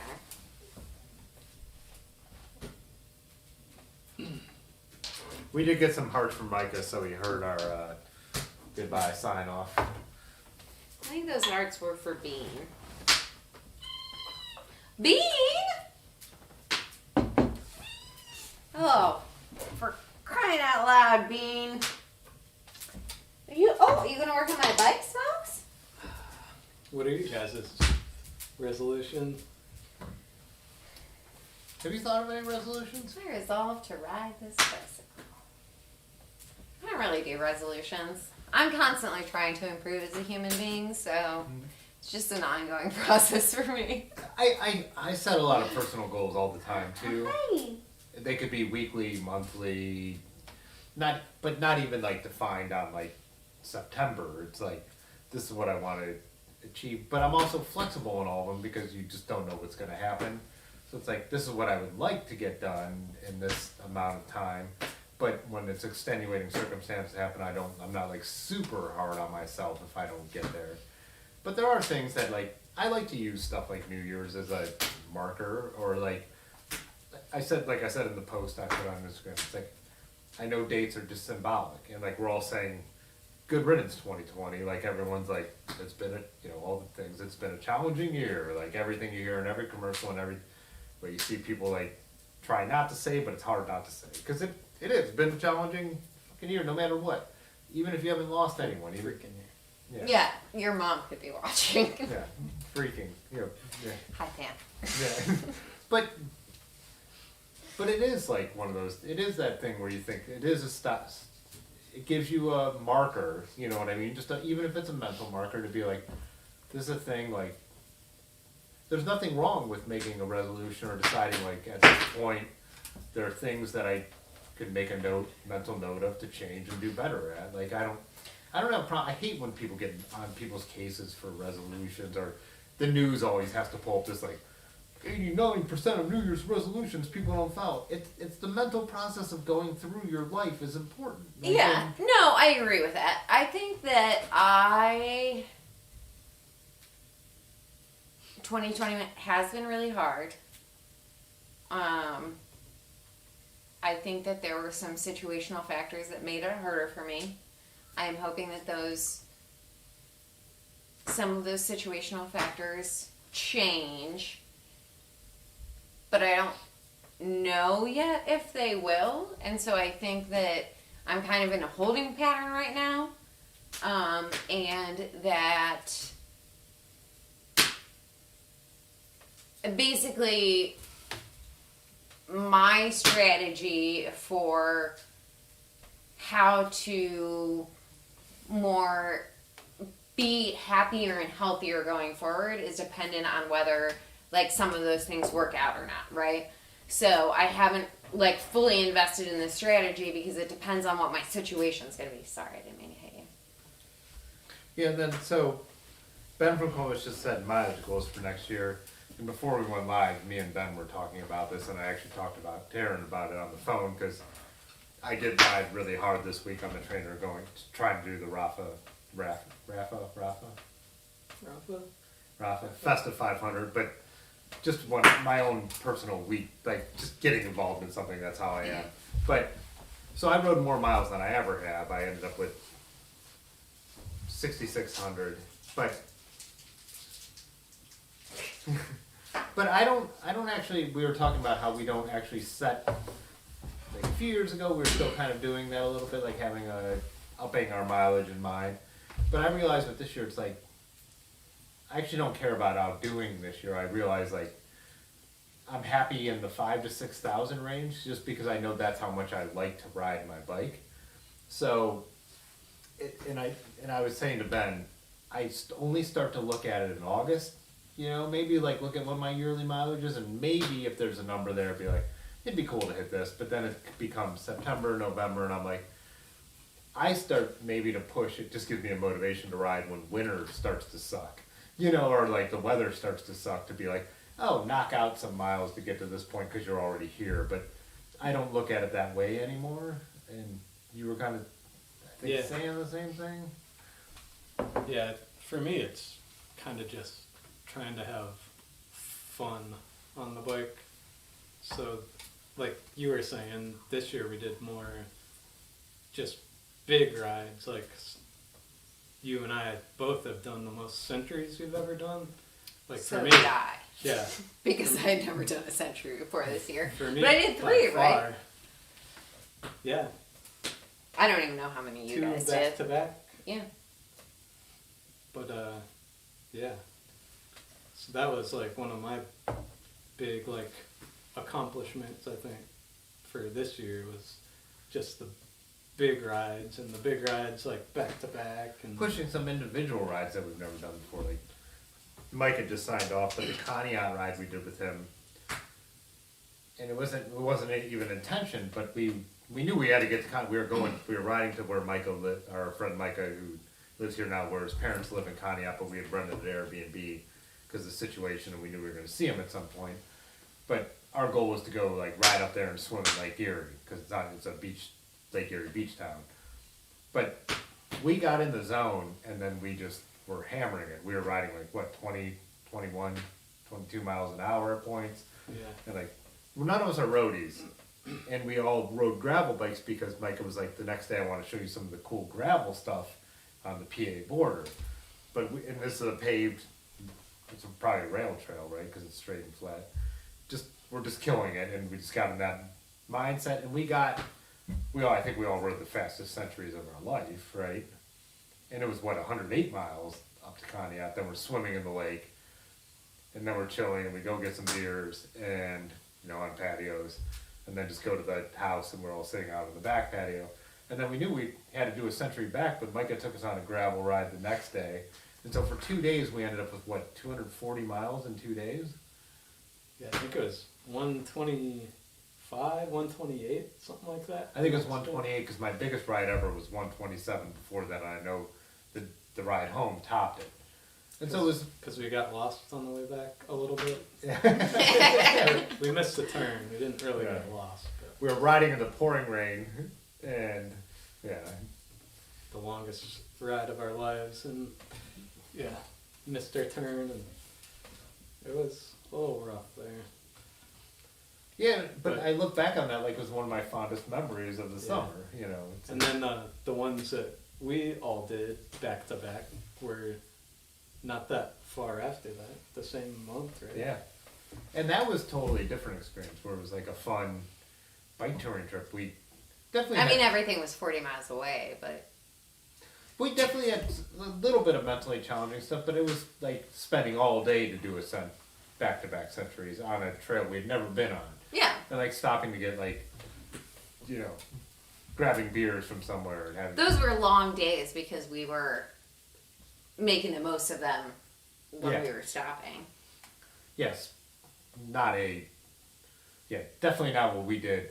The Conneaut trip was like, we left in the morning and we're swimming in Lake Erie at like 2:30 in the afternoon.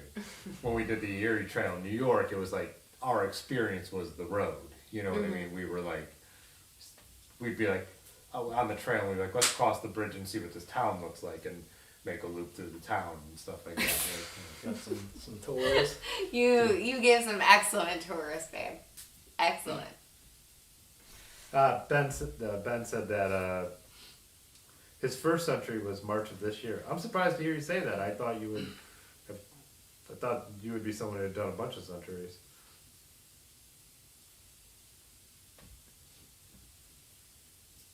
I feel like if I have a cycling resolution, it's that I want to overcome some of my discomfort. Like you guys, maybe I'm wrong, but my impression is that like you guys go and ride your bikes whenever, wherever, however you want to ride them. Like regardless of what the weather is, maybe not entirely regardless of what the weather is, but like you can definitely overcome that better than I can. Whether or not you have somebody to go with, like if you have to ride on the road or you have to ride on the trail, like I am not comfortable riding on the road. I am very particular about the weather I'm riding in. I'm definitely, if I'm riding with somebody, that definitely dictates how and where I'll ride. And like I would just rather, I would like to be more comfortable, like to have more freedom. To go out and do whatever. Yeah, to like not have those things, those external factors dictate what my ride is. It's interesting because when me and Ben started riding together, like, I think we rode more fearlessly when we met than I actually do now. Like now and I think you could definitely push more to what you're talking about in our way, but I would also, I wouldn't like put you out on like Canton Road like the way we used to ride. It's like, now we know there's back residential streets that we don't have to ride on that road. But when we used to ride, when Otis first started riding with us, he was like, why are we on this street? And that's when I started to have some like, why are we on this street? But like we really didn't think, we rode like we lived in New York City and we don't. And like people in Akron don't, like on like roads that you're legally allowed to ride on all of the city streets here, but roads that you shouldn't be riding on, we would ride on no matter what. We didn't care. We'd take Market Street, that main street in Akron all the way through, and we would just be like, that's how you get there. That's how we're going. We're allowed to do it. And now I'm like, But why? Because then cars are pissing me off, I'm pissing them off, and there's a different way to go and get to where I want to go, and that's more enjoyable for me. I And think so it's, with that, it was we just didn't know about those other Yeah. ways. Like the ways that we were going were the most direct way, and that was the only way any of us knew. But now that we know, like, oh, there is this, little off-road cut where I don't have to ride on the road at all, let alone Hi, like, bud. this main road where you have to worry about Wanna getting come hit up here? every No? second. Okay. yeah. That definitely, it's a nice option to have. Like, you can still get out and ride on that road if you want to, but you Looking have over your this. shoulder every second is not a Yeah. fun way to live. You know what I mean? But you need to be confident to get around. You want to leave from your house. Erin lives on a road that cuts between the Cuyahoga Valley and State Road. It's an old state road that's busy. And so this is a road that, even though it looks rural, people use it a lot to get across the Cuyahoga Valley. It makes it busy, it's windy, there's not good shoulders, and it's steep. This is a road that, yes, the more you ride, you could be comfortable enough to ride it alone.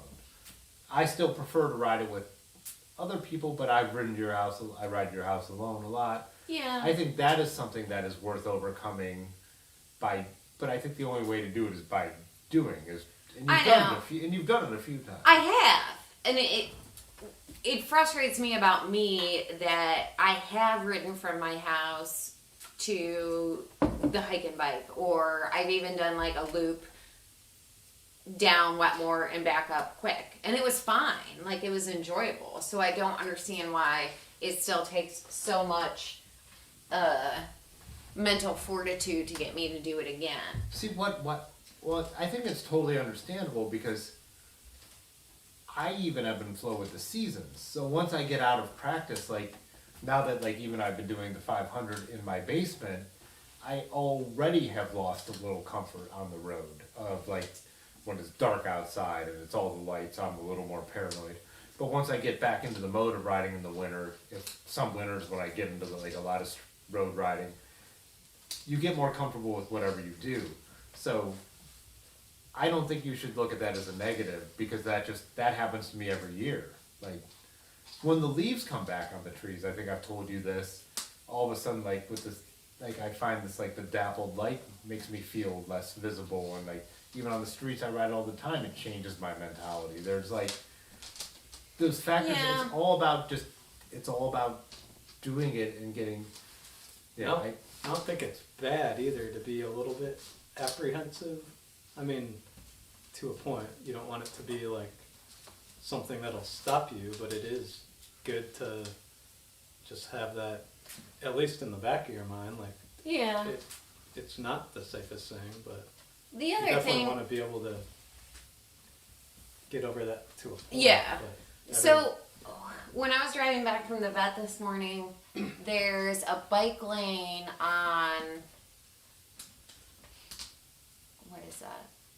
Barlow? So like when Truxell crosses state, I think it becomes Barlow. So when it's approaching state from the east, the bike lane goes away because there becomes a left turn lane.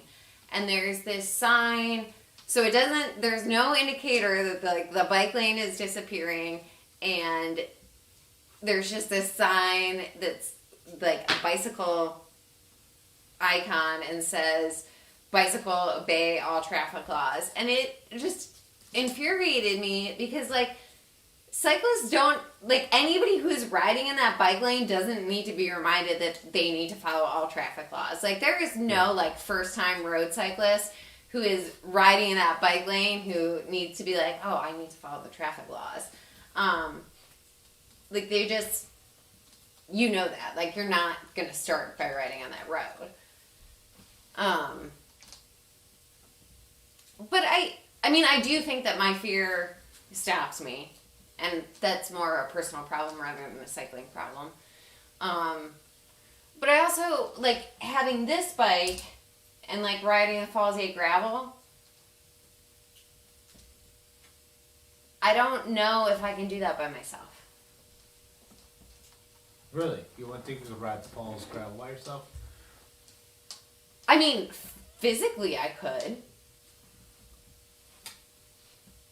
Psychologically, I don't know if I could. What do you mean by that? So if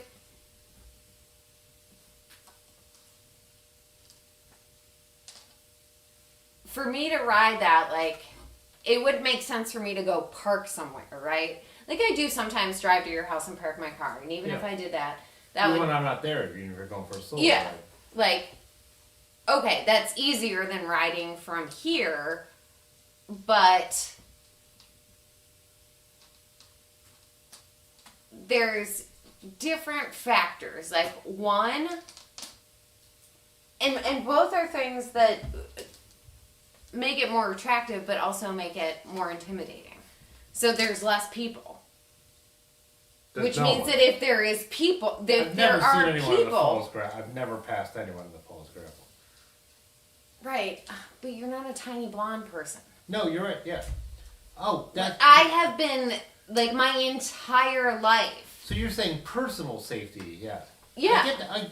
Yeah, fully understandable because you're off the beaten path. Yeah. Right. So, like, if there is a person, like, that's scarier than there being no people. You know what I mean? Like, See, that's what. Or a lot of people. Yeah. right, exactly. See, that's what bikes have always made me more comfortable with. So, like, when living in Cuyahoga Falls, I go through North Hill, which I'm from the suburbs, but like white suburban people think like, oh, you ride through North Hill on your way home from the bars, because that's my way home from our bar district in Akron. Like, in normal times, where I would hang out with my friends, like where Ben lives, like, so if me and Ben have been out drinking at the bars pre-COVID, and I'm gonna ride my bike home, I'm gonna cut through the Cuyahoga Valley, and then I'm gonna go through North Hill, which, when I say suburban people think is dangerous because it's a black neighborhood. Right. But everyone's like, oh, you ride through there? And I'm like, someone's not gonna shoot you off your bike.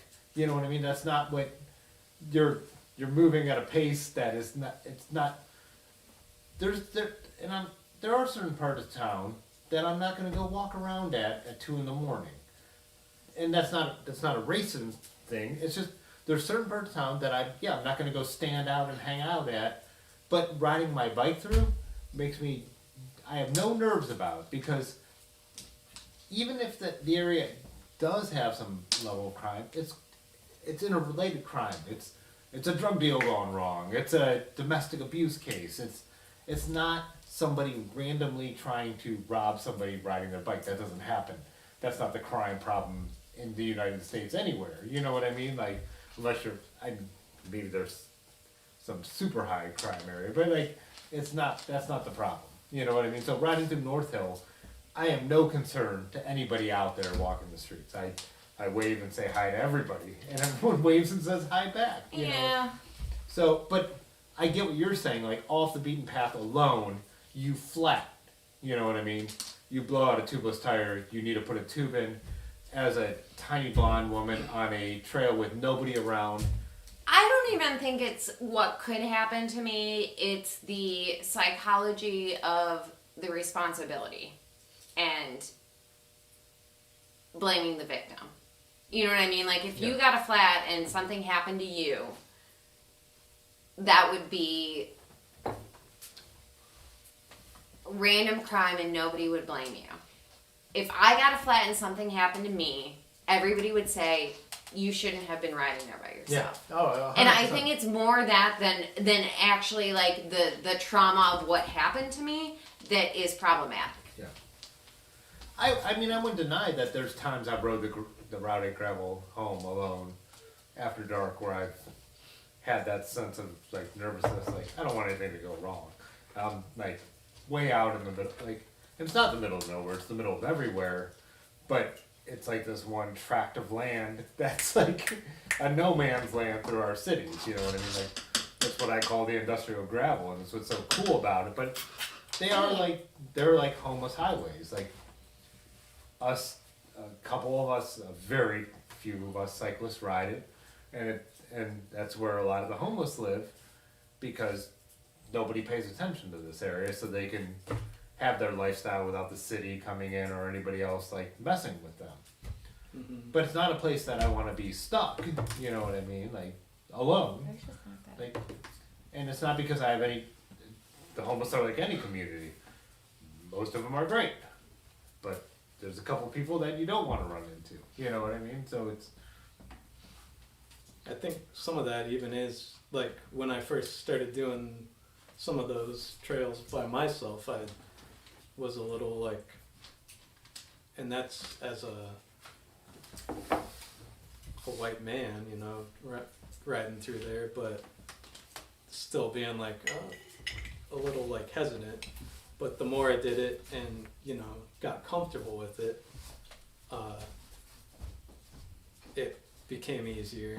I don't know if that would be the case with Erin, you know, just getting comfortable riding that, knowing what the terrain and what you're in for and the people that could be around there. So as you get comfortable with that, I mean, there's always a chance that something could happen anywhere. Anyway. But, yeah, that's something, I mean, I can't really say We're from not. my perspective, you know. But, So terrain for me and you has never been an issue. Like when me and Ben met, he was riding his fixed gear bike. Beaner, don't be I was mean. riding a mountain bike, and then I got into vintage bikes, and I didn't want to ride anything but those. So like when we first got like introduced to like what were the abandoned train tracks around town and the routes that are like pretty brutal terrain, like not climby, but just the surface is. This is not the fire roads that Dustin Klein is riding. Like you know what I mean? Like that is climby, and those guys are badasses for being able to like ride that terrain because of the climbiness and the steepness. This is like bad surface riding. And so we're both riding them on like 23 and 25s and like bikes that are not at all, but we just mentally are like loving it, like to be like, this is going through our town and we've never seen anything yeah, like new this. way to get to this place. Yeah. No people, no cars, just like having a blast, like, you know. And again, being two white dudes, if it broke down, no big deal. But not always comfortable seeing some of the people we've seen out there, but like also not worried, you know, especially if you're moving.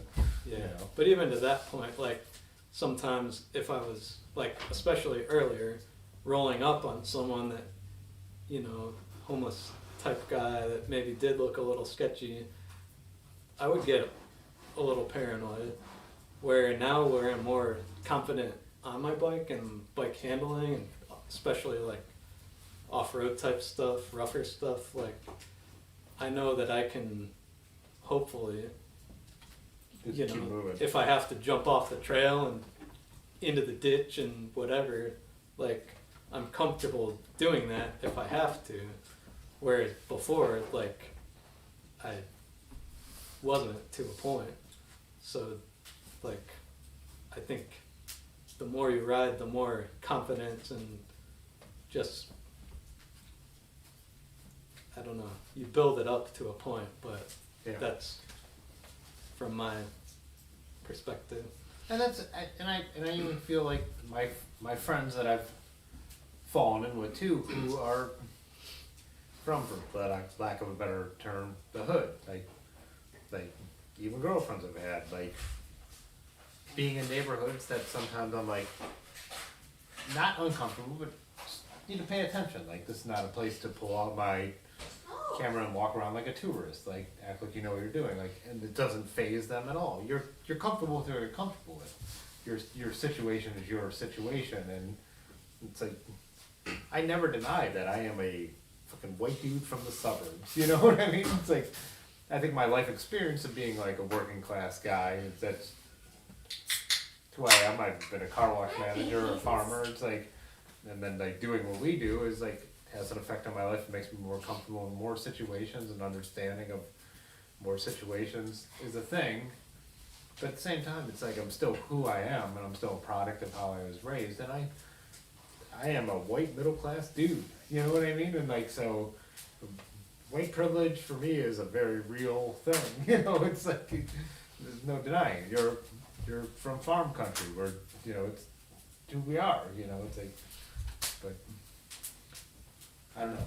Yeah, I can say another thing that helped me, like, just me personally get more confidence doing a lot of that stuff was the group rides that we did. You know, it definitely helps being around other people. You The know, rats ride? that, but just Bike like party and- just being in a group in general, like riding in traffic, riding off road, like you definitely feel safer in a group. Like yeah. if something happens to you, there's somebody there that has your back and like will at least, you know, do something. Where But if you're out by yourself, like Nope. Okay. But even again, like I feel like you're more visible. So like the traffic thing, like when we were riding some like early, like our early group rides, the Rats rides on Wednesday nights, like when we were doing more of that, like some of that city riding across town, even if it was 12 miles across town to the bar, you're more visible in even a pack of 5, and would, you know, you just have that confidence.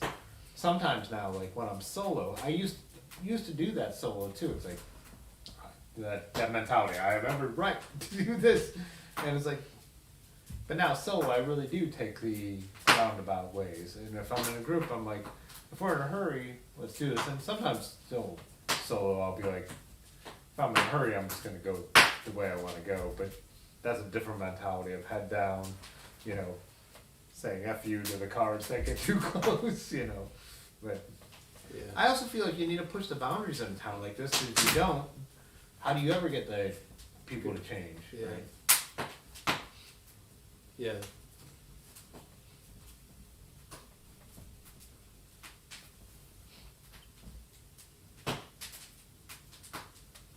Happy New Year. Happy Got a little New Year. heavy. Sorry, guys. I feel like that was my fault. No, we're talking. We're kind of what we've been riffing on for 20 minutes about what Erin said, but it really is like your comfort level like changes with whatever you're willing to do, and it's like whatever you're exposed to, right? Like that's the crazy thing about like humans in any situation is how much we're able to modify our behavior by like our exposure to whatever you're in. Like again, like it's that whole thing with, you know, Danny lives in or kind of the Midwest, and even Columbus with Ben, but like you think of like fall versus spring. You know, fall when it first starts dropping below 50, you're like, oh, this is horrible. You know, like how do I like this cold weather? Like I hate it. And then in spring when it's 50, you're like, put on the shorts, where's my tank top? You know, like beach party. You know, like it just shows how quick we adapt. Like my one cousin Jeff, his wife is from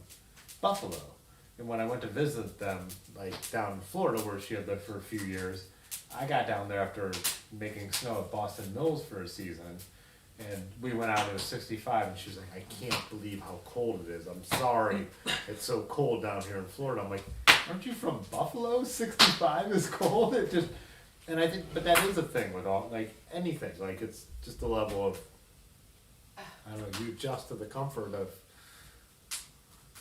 I just saw Danny's comment. Bike lanes are run by people sitting behind desks who have never ridden a bike in the last 10 years. Tim and I had a whole conversation about this earlier. I missed that. Sorry, Danny. It just came up on here for some reason. Can they hear me okay if I'm sitting back here? You can see how much you're. Oh, no, I have the YouTube thing on, this YouTube studio, so I can't. You can come over here. I can in a minute, babe. Calm down. We had a long. Erin has been talking to some people about bike advocacy and moving into that space, either career-wise or even if not career-wise, like as something she's Just project-based. something she's interested in. So Danny, exactly what you said. there's a lot of groups that do studies and they do stuff like to recommend stuff, and then we have like federal groups like AMATs here that do studies and they're paid to do studies, and then we're like the city does stuff, but it seems like they hire the construction company that just does it, and it's like how do we coordinate all these groups and like. Yeah, but so the one room that's by my, like what we were talking about earlier is the Amex makes a bike map and they rank the roads within their vicinity or their footprint, beginner, intermediate, advanced, and expert. And the one road by my house, they ranked as, so it was Wetmore, they ranked it as intermediate. And I was like, there's not a lot of traffic. Road conditions are fine. It's like, I don't feel like it has a great shoulder, but it has an extremely steep hill. Brutal. Like, I agree with those, but Wetmore gets up to 17%, right? Yeah.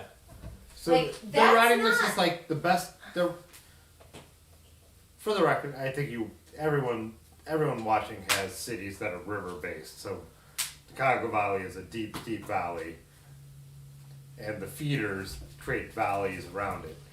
But the one up to Erin's house, the chillest ride, has a 17% climb for a second on it. Like, that's Yeah. not family friendly. No. I mean, if you're like, oh, beginner, like, I'm not a beginner. Like, I'm totally intermediate, but that doesn't mean that this is like,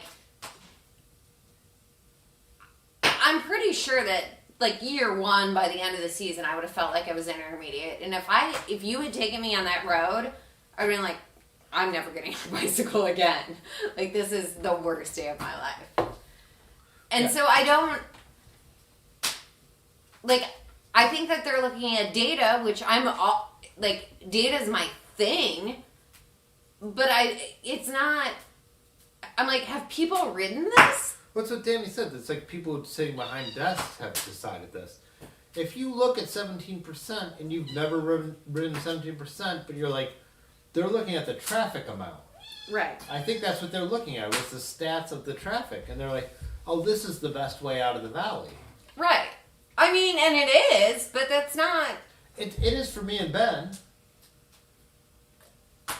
And it is even for me at this point, but it, Traffic-wise. But you know that, like, you're going to be riding in the easiest gear, and you're going to be struggling in the easiest gear, but you're not going to be getting blown by traffic, so you're like, fine. right. No family should think that's the easiest route out of the valley. No little kid is riding their bike up No. there. No little kid or no old woman or no old man who's not a cyclist is riding their bike out of that. Well, and I also don't think it accounts for the way people drive on those roads. Like, at this point, like, I would feel okay riding up Wetmore, but I actually feel better riding up Quick, which is a road. They're both windy, but, like, relatively parallel, because Quick is more recently paved and has a better shoulder. So it's longer to get back here. But I would say the traffic is similar. And like, and that was it was beginner, intermediate, advanced, and expert. I think that they ranked that as expert.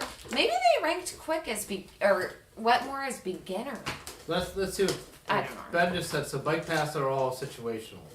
I help run a 32-mile stretch path near me. I take it pretty serious and stay active on it. With that said, around cities it falls short. Yeah, usually under some dude who's in charge of roads and sidewalks. So that's the thing. So there's a master plan. And Akron has an ordinance that any street built now needs to be, if it can be, bicycle friendly.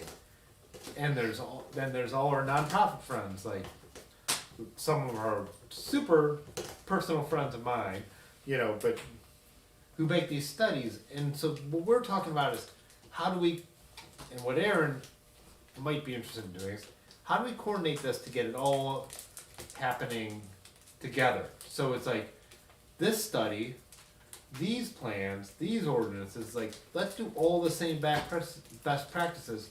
So the people driving their car, the people riding their bike, know what they're supposed to do at all times. That's the thing that needs to happen here.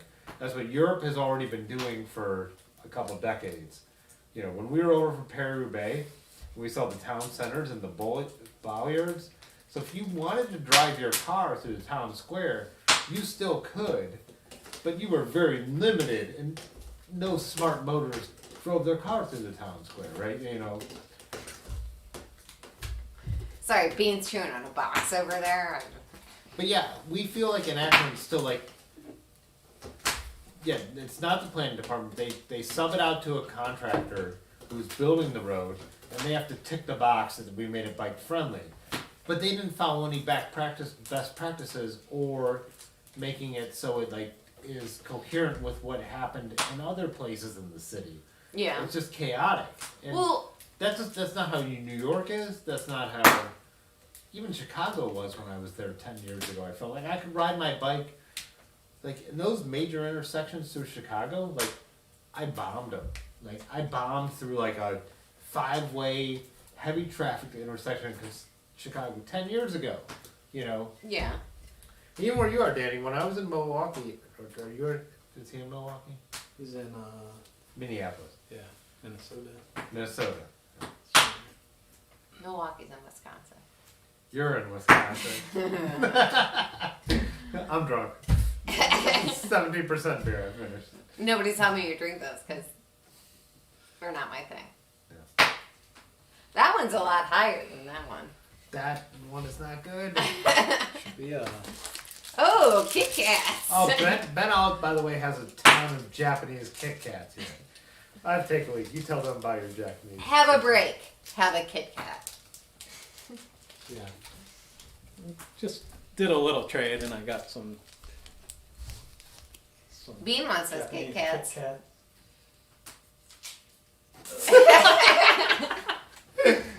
One? You have like 20. Get them all over. Got a few of them. We'll try a couple.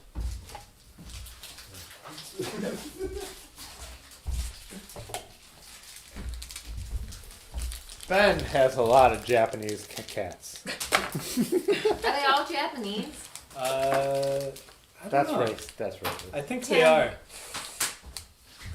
I think that they are. Go to the bathroom. Get out of here. So Maybe look at the bike. I hit my head on it. Oh.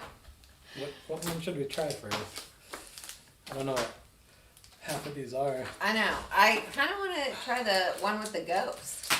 It just says no. There's also, I feel like this one's probably like green tea something or other. I'm guessing this one's dark. I regularly buy the dark chocolate Kit Kats at the gas station and slam them. Have you seen there's an Instagram called Gas Station Cyclist, is it? Something like that? I'm taking a good chair while he's gone. Where This chair is so much nicer. it's just people stopping at gas stations to get food on the bike rides, and they tag this Instagram. I think it's Gas Station Cyclist, but some of them are pretty good. They just post their gas station haul for food. Ooh, it's purple. It's purple. I'm Googling it. I feel like I need to grab my knife. Purple. Let's give it a minute. You took my Jap- chair. You took This my is chair. my chair. Japanese Kit. Oh. I just have to guess that anyone watching this did not expect us to take a Japanese Kit Kat turn. So, how are we gonna split these into thirds?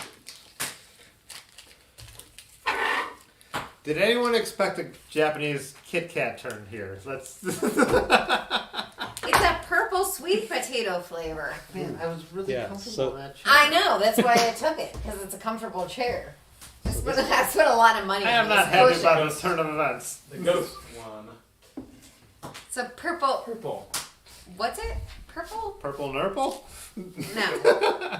Purple sweet potato. Purple Nurple? Stop it. Girl. Excuse me. You're calling my mom? Wow, that is purple. That tastes like purple. I'm not a fan. I'm not into it. It was like a white purple chocolate. Is that my I don't hate it. I don't- plum? I'm not a fan. Should we try It's this? purple sweet black one? potato. Yeah, I hope it's better. So Ben said plum. Maybe I missed purple. The black one's next. Umaboshi. On the bush. Who the fuck are you? I think that means sweet potato. It's a purple the sweet F? potato. This one Dark might be chocolate. dark chocolate. You're a dark chocolate. Oh my god. Next thing I know, I'm in Debo's chicken coop, sweating like a slave. Tim, Oh my god! Everyone knows Friday.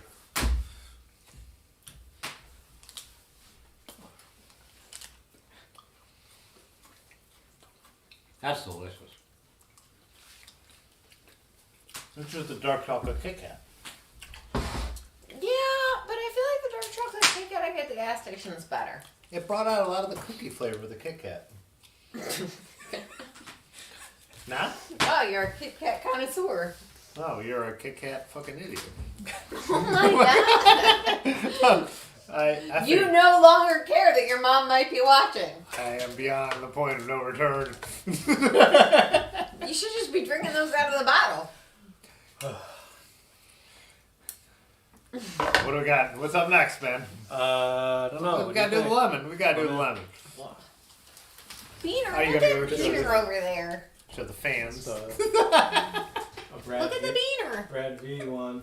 Look at Bean. That's what she does. She's so cute. Lemon.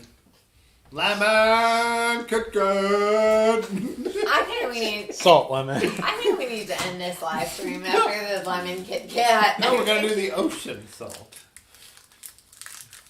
Grow up. I feel like we're just embarrassing ourselves at this point in time. I think that's the point of this. Oh man. Some of these are a little melted. They came from Texas. Did you describe where these came from when I was gone? Kind of. Good I enough. did a trade. Salted lemon. Wait. Cheers. It's very tart. I'm surprised by the tardiness. That's the best thing I've ever eaten in my entire life. Are you serious? That's so good. It's pretty good. Oh my god. What do you think? God, This we're one done. is just That was like a lemon custard. judging from the wrapper. That's a lot of ancient gibberish there. It's a lot of napalm. Napalm. That's racist. Tim. What? Dude, the lemon, Ben, the lemon Kit Kat. If you get your hand on that, fucking grab it and save it and hold it close Oh, to this your one's yellow heart. too. Oh my Oh, goodness. What is this? smells like a. That's Butterscotch? Oh, butter! I'm not tasting Oh. that. I'll taste that. What? Oh, it might be Coffee? cheesecake. Cheesecake, yeah. This party is getting loud. Oh my goodness. This Kit Kat. No, I'm not. I don't. It's cheesecake. That was butterscotch. I don't like cheesecake either. Ah, There are over 300 Japanese Kit Kats. I think that was cheesecake. why do you have to always belittle us? That tastes like corn pops. The smell was way worse. I thought I was about to get in. Yeah. I thought I was about to get into some butterscotch, which I am. This isn't working. Green tea. Now let's do the green tea. Matcha. Just guessing that's Right. this one is.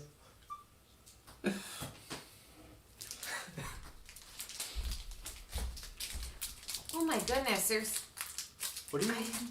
I don't even know how to identify these flavors. Looks like a green tea. Like there's raspberry passion fruit, royal milk tea. I What think is we might royal have the milk raspberry tea? passion fruit. Soy sauce. There's a soy sauce flavor. Is the green tea? I hope we don't. I don't know. It I thought looks you like showed it. it to the camera and described it.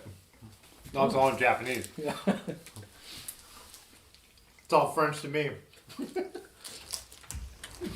That's good. It doesn't really. Not neutral. Very cereal fruit. Neutral Kit Kat. On the hook nose, but a very dry finish. Just turn this into Kit. I mean, I really think that that's. I don't know what the deal is with this little shooter. Shooter. It's just a one hitter. Let's see your. Oh my let's see god, your you little are shooter. wasted. Let's got see your the- little shooters. You're very. No. Just a little one hitter. Call them finger guns, babe. Ben said we're getting ripped off. We only have like 4 here, and he's right. You have been getting ripped off, and I didn't know about this. Whoa. That That says. says. Oh, there's a accoutrement. It's a little. A tough one, huh? Erin, I'm tired. stop. It's got- bedtime. 4 more. Yeah. Stop being such a baby. Which one is this? This guy. Oh, a hazelnut. No, How almond. do you know that? Well, there's almonds on it. From the picture, not from the word. What about this one? It has a banana and says Easter egg paint. I like that one. I don't know if you Shooter McGavin. Yeah. You eat shit for breakfast? No. Happy I gum? think there's some kind of fruit in there too. Yeah. It's stuck on my teeth now. Pomegranate? I don't know. I don't like the Ugh. fruit stuck in my teeth. This does smell like a banana. I don't want that one though. No bananas?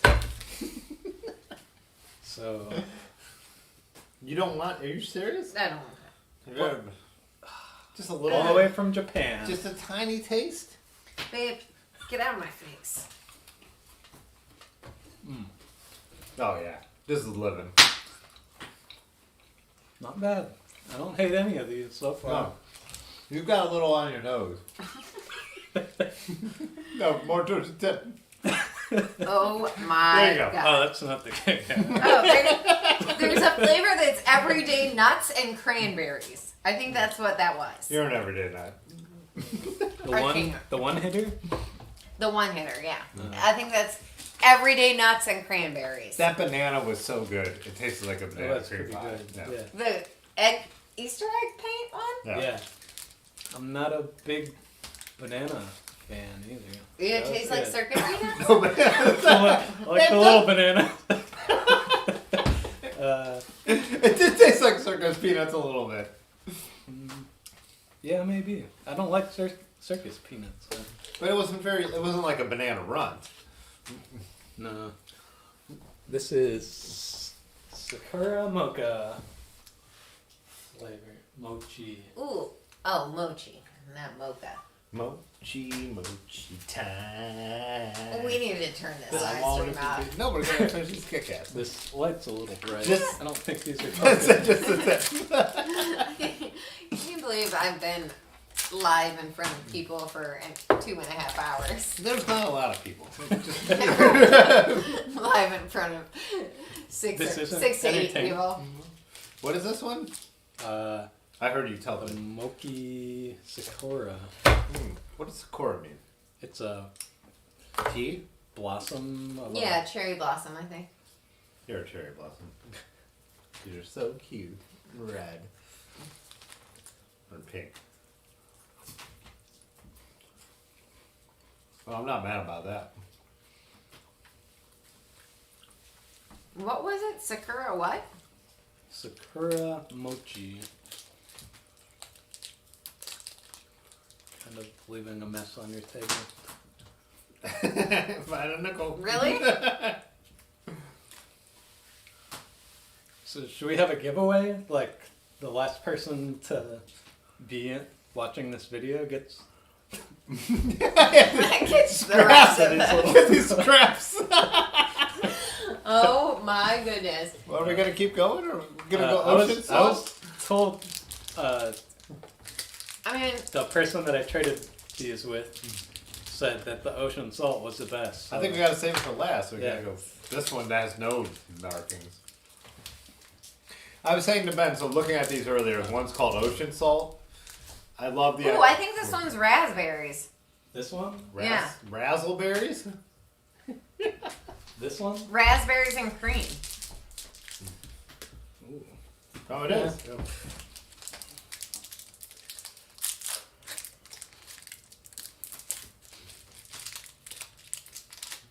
I guess it could also be strawberry based on.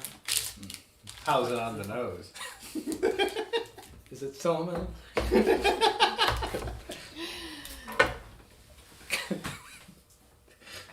Living my best life. Definitely fruity. Oh my god. Instantly fruity. Raspberry. Woo! Raspberry for sure, right?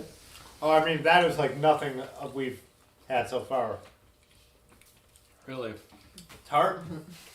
Yeah. Front of the mouth. Mamma mia. Chef's kiss to that. Alright. Last one. Is it a Can't with you guys. dolphin? That's a porpoise.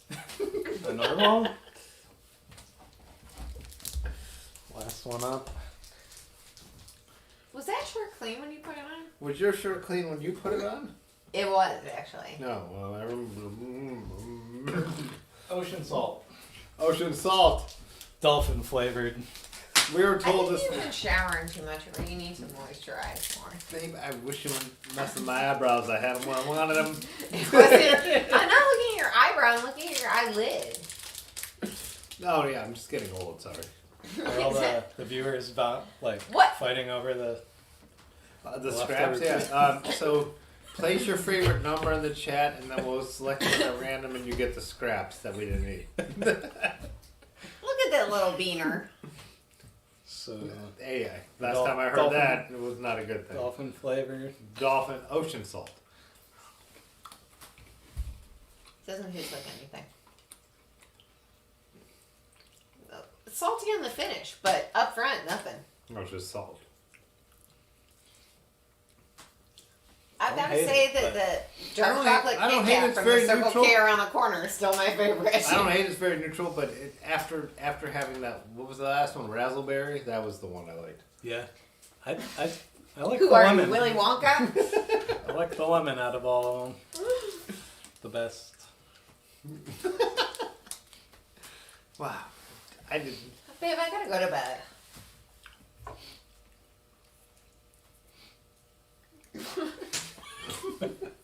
You really shut down when I said that. I'm just contemplating my 1, 2, future. 3, 4, 5, 6, 7, 8. Shit. So we have a bunch of scraps here. Everybody Everyone pick a few and we'll mix them.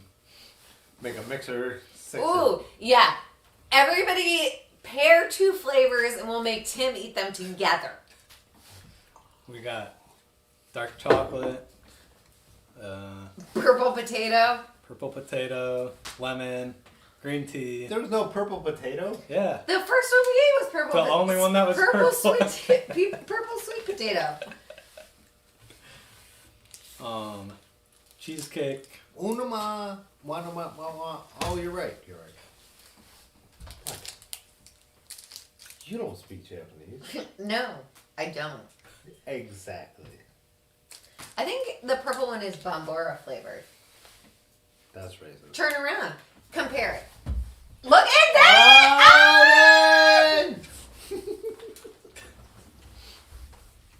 Wow. We have outdone ourselves tonight. And we're done. Thank you for coming. Happy New Year. We'll see you in Cue the outro. 2021. And roll the outro. Alright, you guys keep talking for one more minute. Are you going to the outro? Oh, thank God. I've had a great time with you guys, but I'm tired. Oh, Happy New Year. Happy New Year. Happy I'm about to eat all the rest of these. New Year.